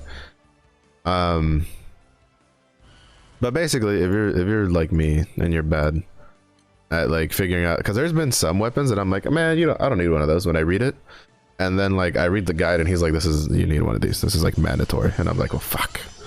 Granted, it doesn't happen often nowadays because like I've played this game long enough to kind of like know like what kind of things you're looking out for, and if you keep up with like the kind of characters that are really strong, it makes it relatively easy to figure out whether or not you actually need a weapon for a grid. But even then, it saves time, right? It saves time because, like, for instance, for Earth Magna Grid, I never would have known that getting 2 Ancient Perseuses was mandatory now that, ever since they added the Autumn Whisper Spear. Even though I had the Autumn Whisper Spear from like day one, because it's a really good fucking spear. So I always had it, and I had it in my grids, but I didn't know for the longest time that I had to farm Medusa for 2 Ancient Perseus, because it negates the double attack down that you get from those 2 harps, and those 2 harps are very, very strong when you run them. So if I didn't have that guide, I wouldn't have known that. Luckily, there hasn't really been a big like shift in Magna grids in a while. Well, luckily or unluckily, depending on how you look at it, right? Because like Fire's best Magna grid has been the same for years now. Like, I remember when I first started playing Grand Blue Fantasy all those years ago, and everybody was like, you get Colossus sticks just to hold you over to then go farm Twin Elements to get Ancient Twigs. Because for, well, you had, I think back then you had to run like 5 Ancient Twigs to get 100% crit. But then when they added the 4-star, they were like, you can drop one of the twigs, and it's just, it kind of dropped off a little bit because they added like the 4-star for the staff, but not the 4-star for the twigs. But then the staffs were better for a little bit. And then they added the 4-star for the AES, and then you were kind of just like, it basically, Fire Magna's grid, like the core grid weapons have not changed in fucking years because the sticks are just too good. They're too good, and then they haven't released anything better. I think the only thing that you can kind of like grind for that's like quote unquote better, but it's only specifically for like OTK purposes, for charge attacks, is the Shiva staff, because it gives you a shit ton of like stamina modifier, which is or strength modifier, which is HP. It's bonus based on how much HP you have. Like, it gives you big damage at full health. So once you have that, like, you can farm a couple of those to get for like Ogi setups and stuff like that. But I'm tired of waiting. Everybody's had their chance to get their damage in. But yeah, it's just stuff like that. The guide makes it relatively easy. Hey yo, we got another earth one. To be honest, at this point, I don't give a shit if it's not fire or water, as long as it's not fucking wind. I don't give a shit. Because the earth ones are also good, because the next one they'll hand out is the earth skin. So getting those collected now would be really helpful. But you know, we'll see. Because the soul cores are still going to be a bitch and a half to get. I've gotten more Jadeites than I've got, or more Jades than I've gotten soul cores. Granted though, the trade-in ones, I'd say have a pretty good drop rate, personally. It's just that I have so many Shenshens to go through that... Alright, I think these last couple, I'm just going to do like 25% and then just like send it. Because as much as I love like smashing my way through them, like I kind of need to go back to farming the turtle. Because like for soul cores, I mean like Shenshen's really good for Jades. But like, well, not really good. He's the only source of Jades outside of buying it from the shop. For soul cores, I almost feel like if you're not just like running in and getting your blue chests from every single Shenshen you fight, you're better off just farming the turtle. because I feel like like I've gotten 10 of these in the time it's taken me to get 2 red soul cores. Like huge difference. In all honesty, like enormous difference in drop rate.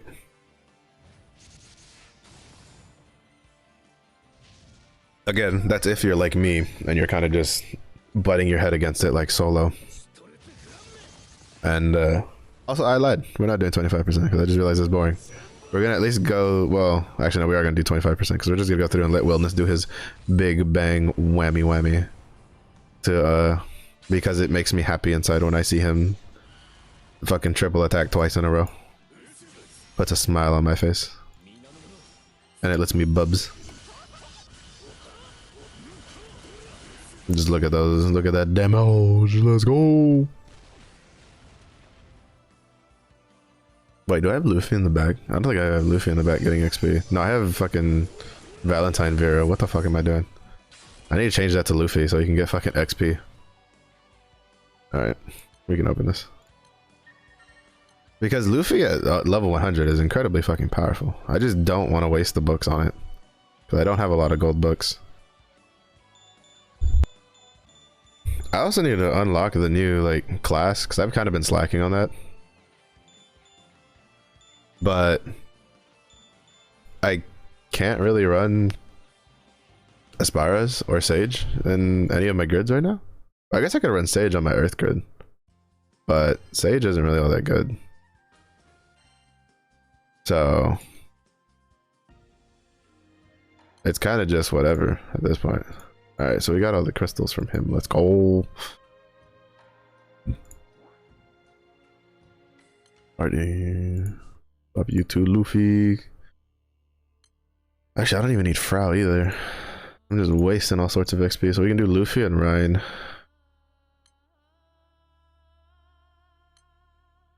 To be honest, like I know like Ryan was good in like one guild war, but I don't know when the fuck I would use him. I'm just glad he's there because you never, because like he might get a 5-star on Kev that makes him fucking insanely busted, or so they might finally add a weapon that makes him incredibly powerful. Because I think his is based off of allies, not weapons. Boost to melee. Wait, where is it? Yeah. Boost to specs based on number of melee specialty main allies. And then boost to melee specialty allies multi-attack rate / amplify normal attack damage. 5% to Ryan's charge bar when fire ally counters.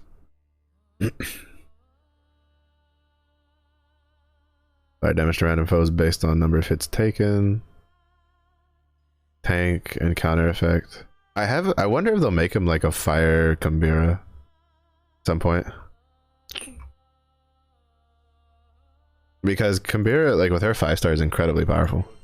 It's a very strong choice. My light grid definitely isn't weird and has Kambira and Grand Vera in it. Definitely isn't my 5-star. Isn't my light team at all whatsoever. Actually, what is my light team? I actually don't remember what it is. Yeah, it's definitely not Kambira and Grand Vera. Definitely not me. Koreho! Hello. Were you able to get good sleeps? Well, seeing how you couldn't Apex, were you able to get good non-Apex sleep? But welcome in. I'm just grinding away as I wipe my tears from my GPU not having arrived yet. But he's okay. They should be here when I'm on break between streams. I should have enough time to set it up.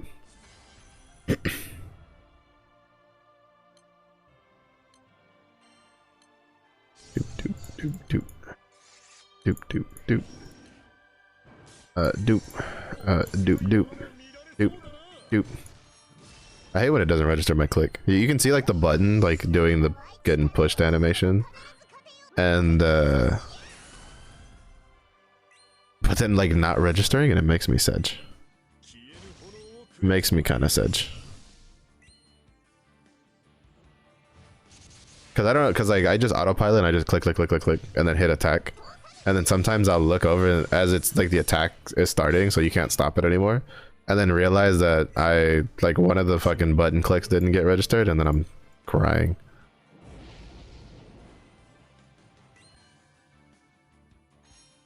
I'm just crying.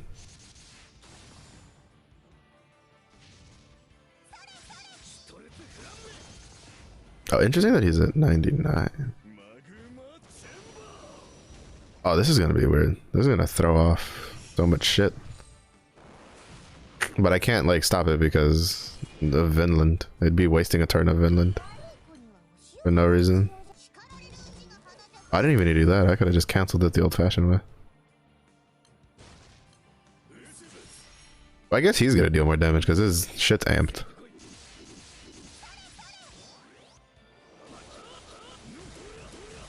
Oh, 1.2 mil, let's go.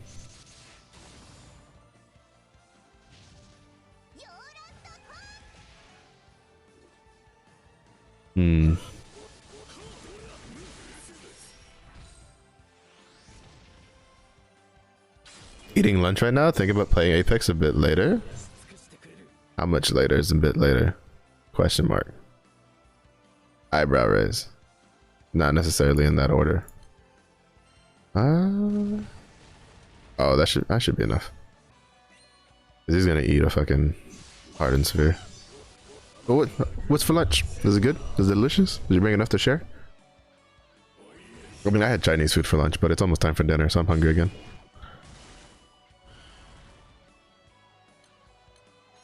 Oh shit, I forgot that 25% we're done. Oops, I get caught up in it because like I just like watching Wilderness beat shit up. Because he's my boy. He's my baby.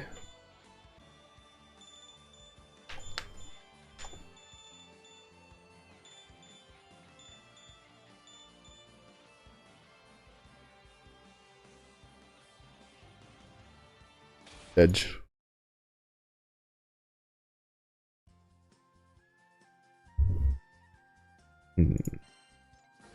Also, it's really weird when you have two like Twitter accounts on your phone and then you get like Twitter updates for the other account, which I only really use for backup calls for this game. So like, but it has it's just there. And then Twitter's like, oh, by the way, this account still exists. And I'm like, cool, yeah, I know, thanks. Now get the fuck off of my phone.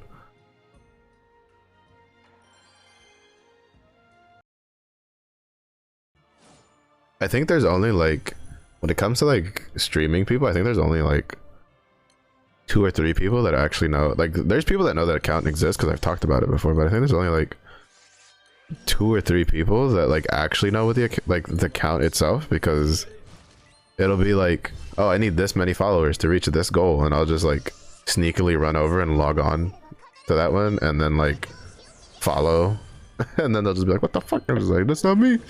They're like, bro, it's the name. I'm like, it's not me. Eating homemade hot pot. Yo, sheesh. Yo, you got an empty seat? I've actually never had a hot pot. I really want to have hot pot. 4 hours? That does line up. I might slide into your DMs during my break, Conejo. I have chores and work to do. Rip. But it's good to be responsible. I think I have most of... Well, I need to like remember to take the trash out after I... Because today is trash day. But... And then I need to change the filter. I need to not forget to change the filter today, because I was supposed to do it last week and I forgot. Because I'm dumb.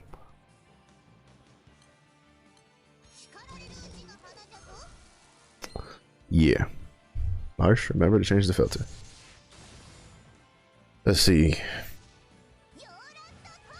Because if I don't change the filter, I have to wait a whole nother week before I can throw it out. Well actually I don't have to, because I can just put it in the trash while it waits. And then I won't forget, but... That is my responsibilities. Also, I think I need to... Do I need to empty the dishwasher? I think I might need to empty the dishwasher. Oh, I need to check... Like, oh my god, I have so much shit I need to check.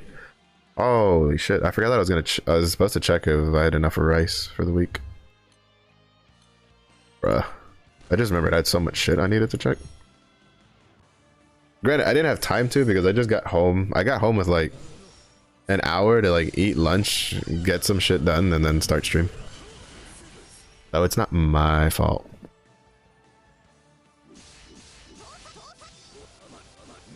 I'll just blame timing. Because I had to go out and get some extra groceries. So that I don't die for the 2 weeks I'm at home. Or the 1 week I'm at home. Alone. With no modes of transportation available.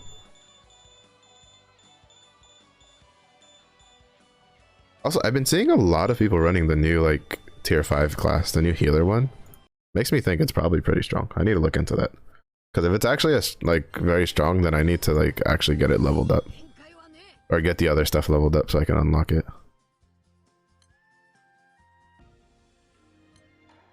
Alright, last Shen before we go back to farming turtles.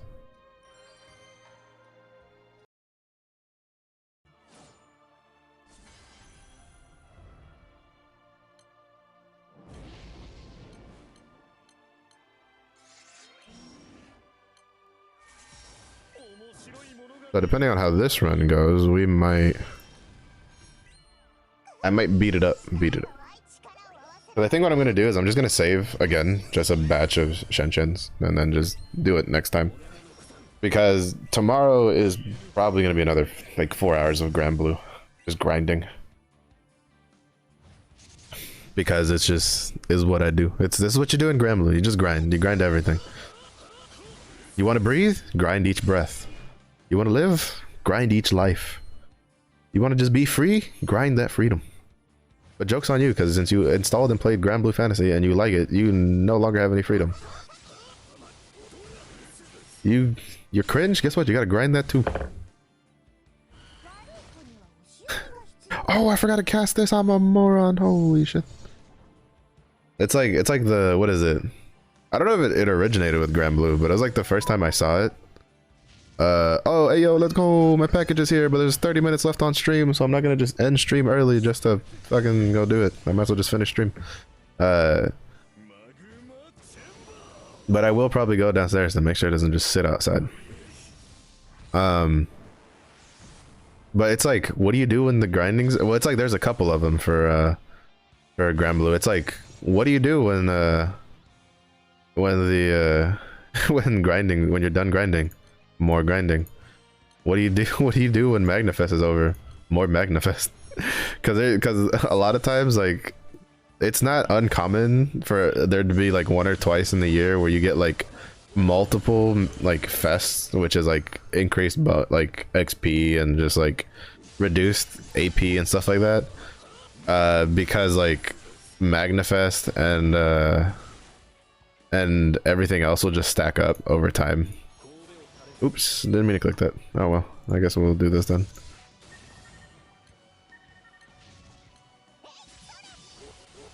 And it's just like, you'll go from having like 1 Magnifest and then you have like 3 in a row, and it's just like months of just Magnifest. Kind of nice, to be honest. Especially if you're in a mood to grind a lot. It's actually very nice. But it's kind of crazy sometimes. Because they'll do like a regular Magnifest, and there's like X number of download celebration, but then we'll be like way behind like that number. Like it'll be like, oh, like I think, what was it, like, was it like, actually I don't even remember what the last like number was. I know it was really big though. And even then, like, I think one of the streamers I used to watch who would stream Grand Blue was just like, yeah, no, we're like already like 1 or 2 million ahead of time. And it's like, oh shit, here we go again.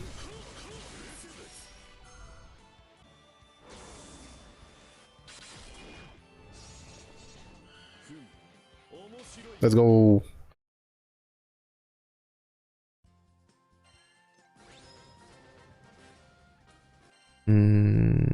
Let's go. Finally, this fucking game. Yeah, this is the problem with this raid though, is that MVP and host chests just do not matter. All that matters is the yellow chest and the blue chest. Because the yellow chest gives you jades and the blue chest gives you soul cores. Anyway, I'll be right back real quick. The packages will be like downstairs, so I'm gonna go snag it real quick, and then just bring it upstairs, and then we'll finish out stream because there's literally like 20 minutes left in stream.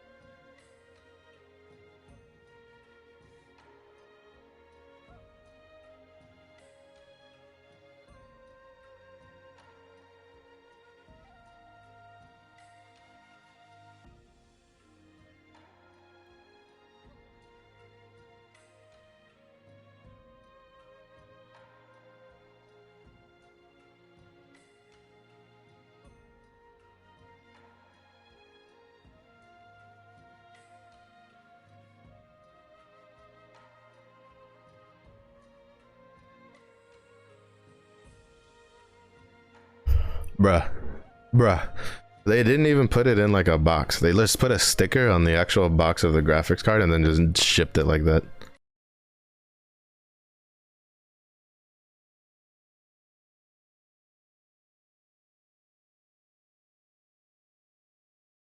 Like, are you shitting me right now? Oh well, it is what it is.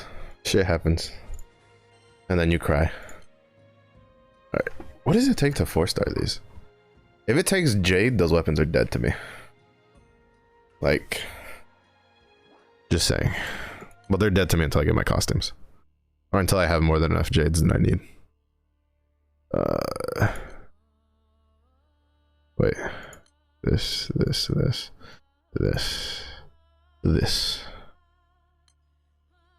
Alright, what does it take to uncap you? It better be something easy.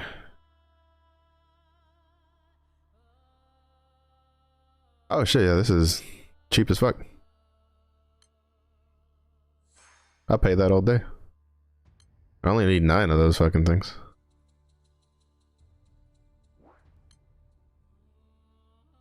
Where's the Shellfist? I know there are some setups you can do with this.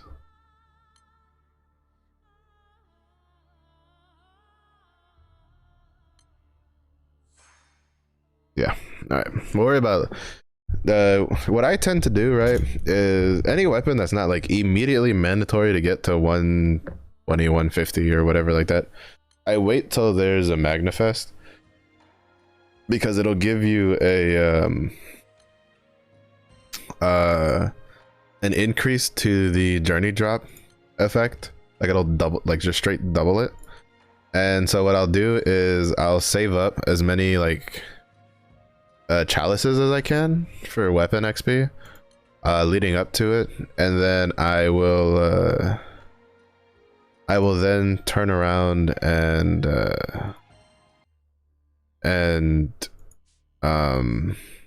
whatchamacallit, basically what you do is you activate Grand Success and weapon XP, and then you go for it, and it'll like half the amount of like chalices you need most of the time. Oh, I forgot these were a thing.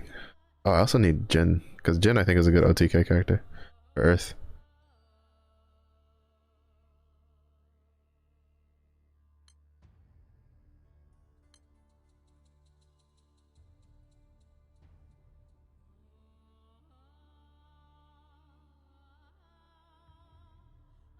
Even though, I mean, he just looks, his SSR version looks cool. I like it. Also, this feature where you can just uncap like back to back raise. I'm so glad they fucking finally added it. I just wish there was a thing for that for when you want to use like Damascus bars and sunlight stones to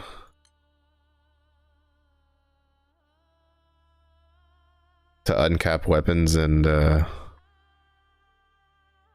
uncap weapons and stuff like that. Because like having to go one at a time for those is also kind of annoying.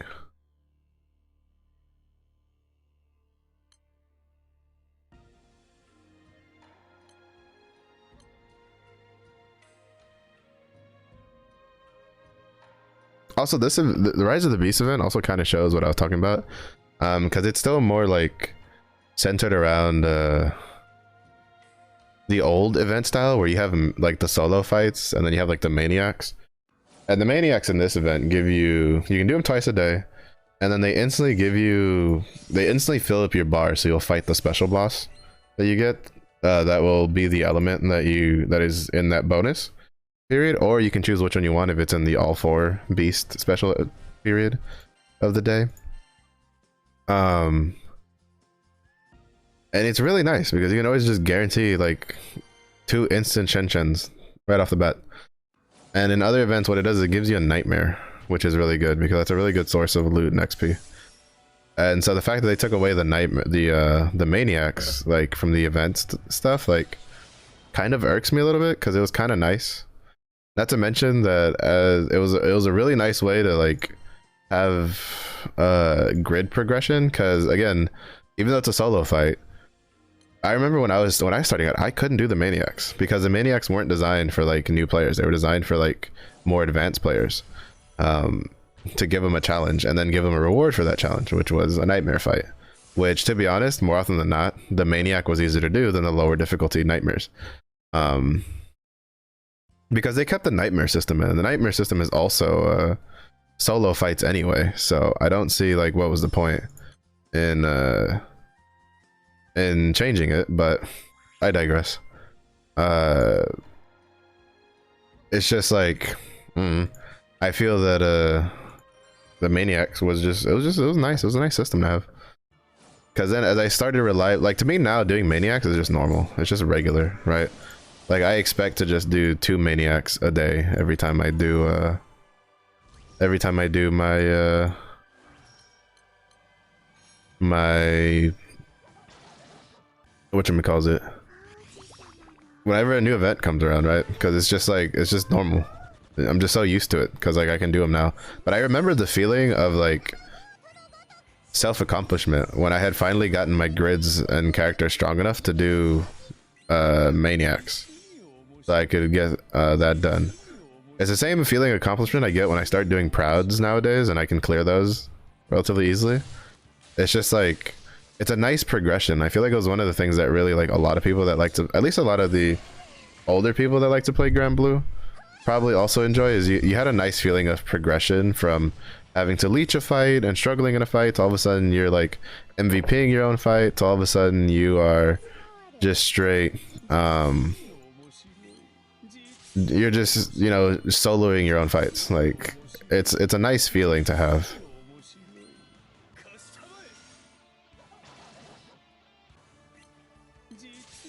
So it's just like, I don't know, like it's just, it feels like something's missing when with that gone to me. And I hope that they kind of like readjust and kind of like bring it back in some capacity.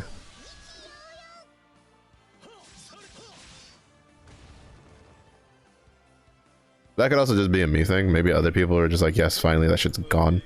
But I think for the most part I enjoyed it because it was just, like, I don't think it took anything away from the event. I think it just added.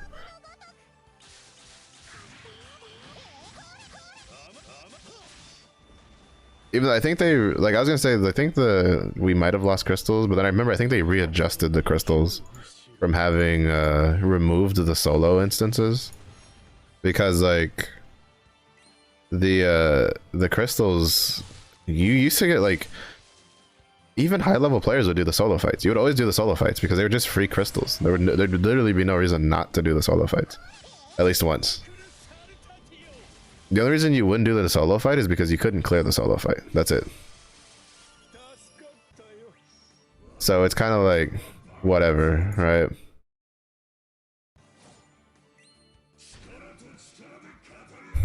So it's just like, I don't know. It's kind of weird. I don't know. We'll see how it pans out. Because I mean, they've been trying to update events and stuff to kind of like keep up with competitors. I imagine because they're probably feeling the pinch a little bit from competitors. But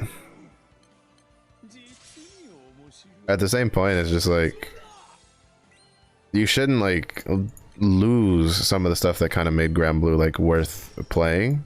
And I feel like just the event system was needed some help because it was kind of bloated, but like it was also fine in some cases.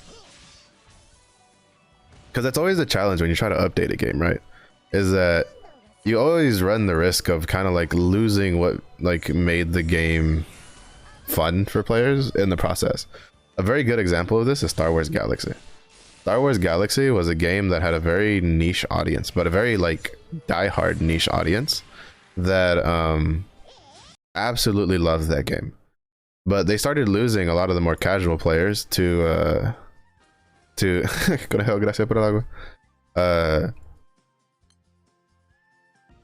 World of Warcraft when it came out, because World of Warcraft catered more towards the casual experience. And so what did they do? They decided to change Star Wars Galaxy to more mimic World of Warcraft's like classes and specs and stuff like that. What happened? Most of you are probably going, what the hell is Star Wars Galaxy? That's what happened. Basically, the people that left for World of Warcraft didn't come back, and then the people that had stayed there hated the changes, so then the game just died. That's what happened. Which, because in the great race of gaming, they tried to mimic their competitors, and in the end lost what, you know, gave people a love for the game. An example of a game that didn't do that, for the most part, I haven't played it in a long time, so I can't speak for it now, but as far as I understand, the core like concept of the game is still the same. EVE Online was a game that almost went under multiple times, and if it wasn't for the fact of people putting in more money into the game, the few like die-hard core, it would have gone under. And now EVE Online is a pretty big MMO. Like there's a lot of people that play it. It's so much so that when there's a huge battle, like articles are written about it, because there is an actual direct correlation. Like you can actually calculate how much, if you spent real money on the game, how much it would like transfer to like, you know, ship losses and stuff like that. There's some pretty expensive battles, but it's made headlines now, and you know that wasn't a thing back in the day. But it's also what normalized having multiple accounts, because the way people helped like boost like money for the game, like the easiest way to do it was to have multiple accounts going. And so a lot of people had many accounts and they would just play on all of them to give more money to the developers, outside of just straight like just being like, where can we send you money? And those few, and the few of us, because that was during a time that I played, right, when it wasn't very popular and everybody was like, oh, World of Warcraft's better, let's go play World of Warcraft. And I was like, man, I really like playing EVE Online, so I just played EVE Online. So, you know, I was part of the group that kind of kept giving money to them so they could like keep the house on. Obviously it's not a whole lot because it was like 15 bucks a month, because back then it was a subscription based MMO. But they stuck to their guns, right? Because they knew that there was people there. Like they knew there was a draw there and there was a space for what they like to do. So they kind of stuck to their guns, and they kind of like figured out what it was people liked, what it was people didn't like for the people that played their game. And they succeeded, you know? They overcame the hump and they succeeded, and they now have their own little game that's kind of in a niche market by itself, because no other game, like other games have tried but none of them have succeeded. So it's really cool to see, and I think it's the big moral of the story is sometimes while change to keep up with competitors is nice, if it comes at the risk of, and I think this is probably like a thing for a personal level too, like you as a human being, like if you like, change is good, but if you change too much, the question is it worth it? Because a lot of times there's things that make you as a person, like yourself, and sometimes losing that isn't really worth.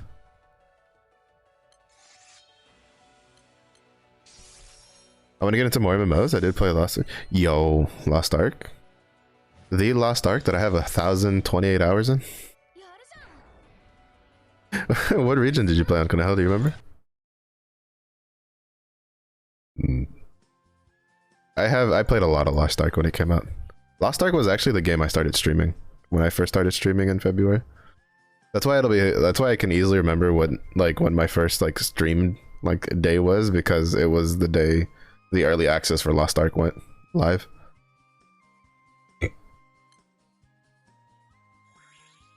Lost Ark was pretty fun. It's just that a lot of my friends stopped playing, so I stopped playing. Because granted, that one, the grind is real in that game. The grind is very real. And there's not a lot of repeatable daily content that I consider fun. But the weekly stuff is pretty solid though. The weekly like raids are extremely solid for that.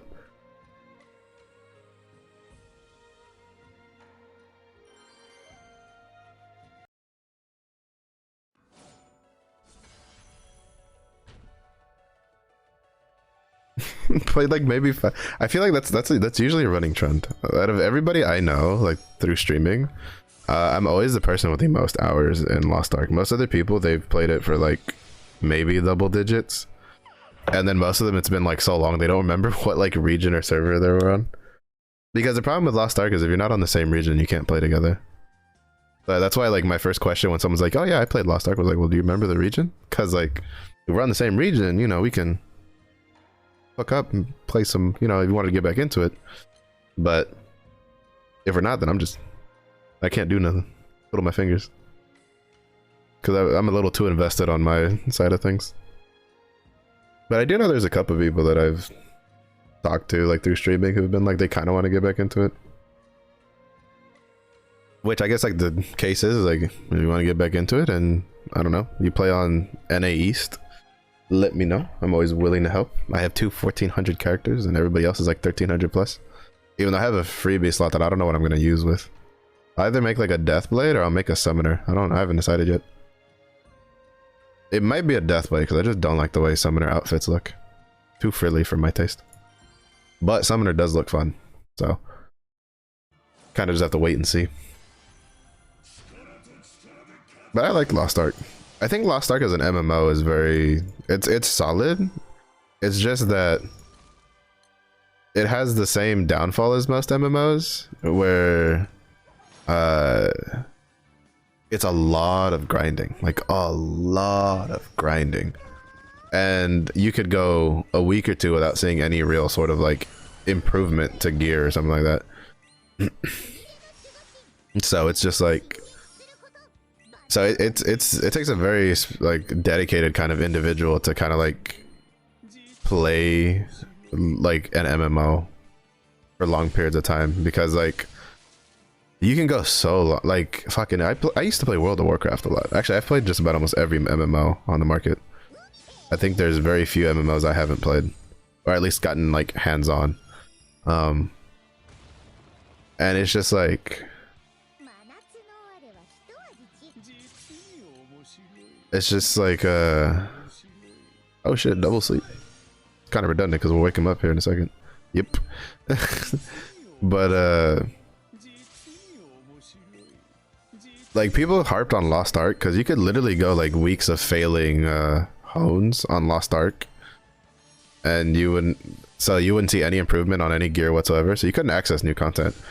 But as someone who's like played a lot of World of Warcraft, I can tell you there's been a lot of times that I played World of Warcraft that I did not get a piece of gear that would have been an upgrade for like 2 or 3 weeks straight, because there's just sometimes the piece of gear doesn't want to drop. Sometimes you get the same exact piece of fucking gear that you got last week, and it's really infuriating. And you're just like, you son of a bitch. So, but that's just the MMO life. At least with Lost Ark, you have like the pity gauge, so you're like, you know, you're like, when am I gonna succeed the hone, not if I'm gonna succeed the hone. But it's fun. I like it though. I know like a lot of the people I used to watch for Lost Ark still stream Lost Ark, and they still do really good for like viewers with Lost Ark. It's just because like it's fun, like the raids are fun to watch. It's just that like I think in order to really get to a point where you could like play Lost Ark a lot during a week without getting super bored on all the monotonous stuff, is unfortunately requires a lot of monotonous stuff, because you need to get a lot of characters like to high gear score, so that way you have multiple characters to do the weekly content on, because the weekly content on is like the most fun. In almost everybody's opinion, the weekly content is extremely solid. So like I've been trying to kind of slowly get back into it, but it's just hard because it's like, since I don't have anyone to play with, and I think for the most part, most of the people I used to play with don't really plan on picking it back up anytime soon, if at all. It's like I log on and I don't have a goal to grind for, right? Like it's like, because soloing, oh my god. So anybody who can play like an MMO solo for long periods of time and do like raids and stuff, like hats off to y'all. Y'all are kind of fucking batshit crazy, because I can't do that stuff. I need like a reason. And a lot of times the reason is like with friends. So it's just like, ugh. But I love it because I play Destroyer. Big hammer, hit things. Big bada bing, bada boom.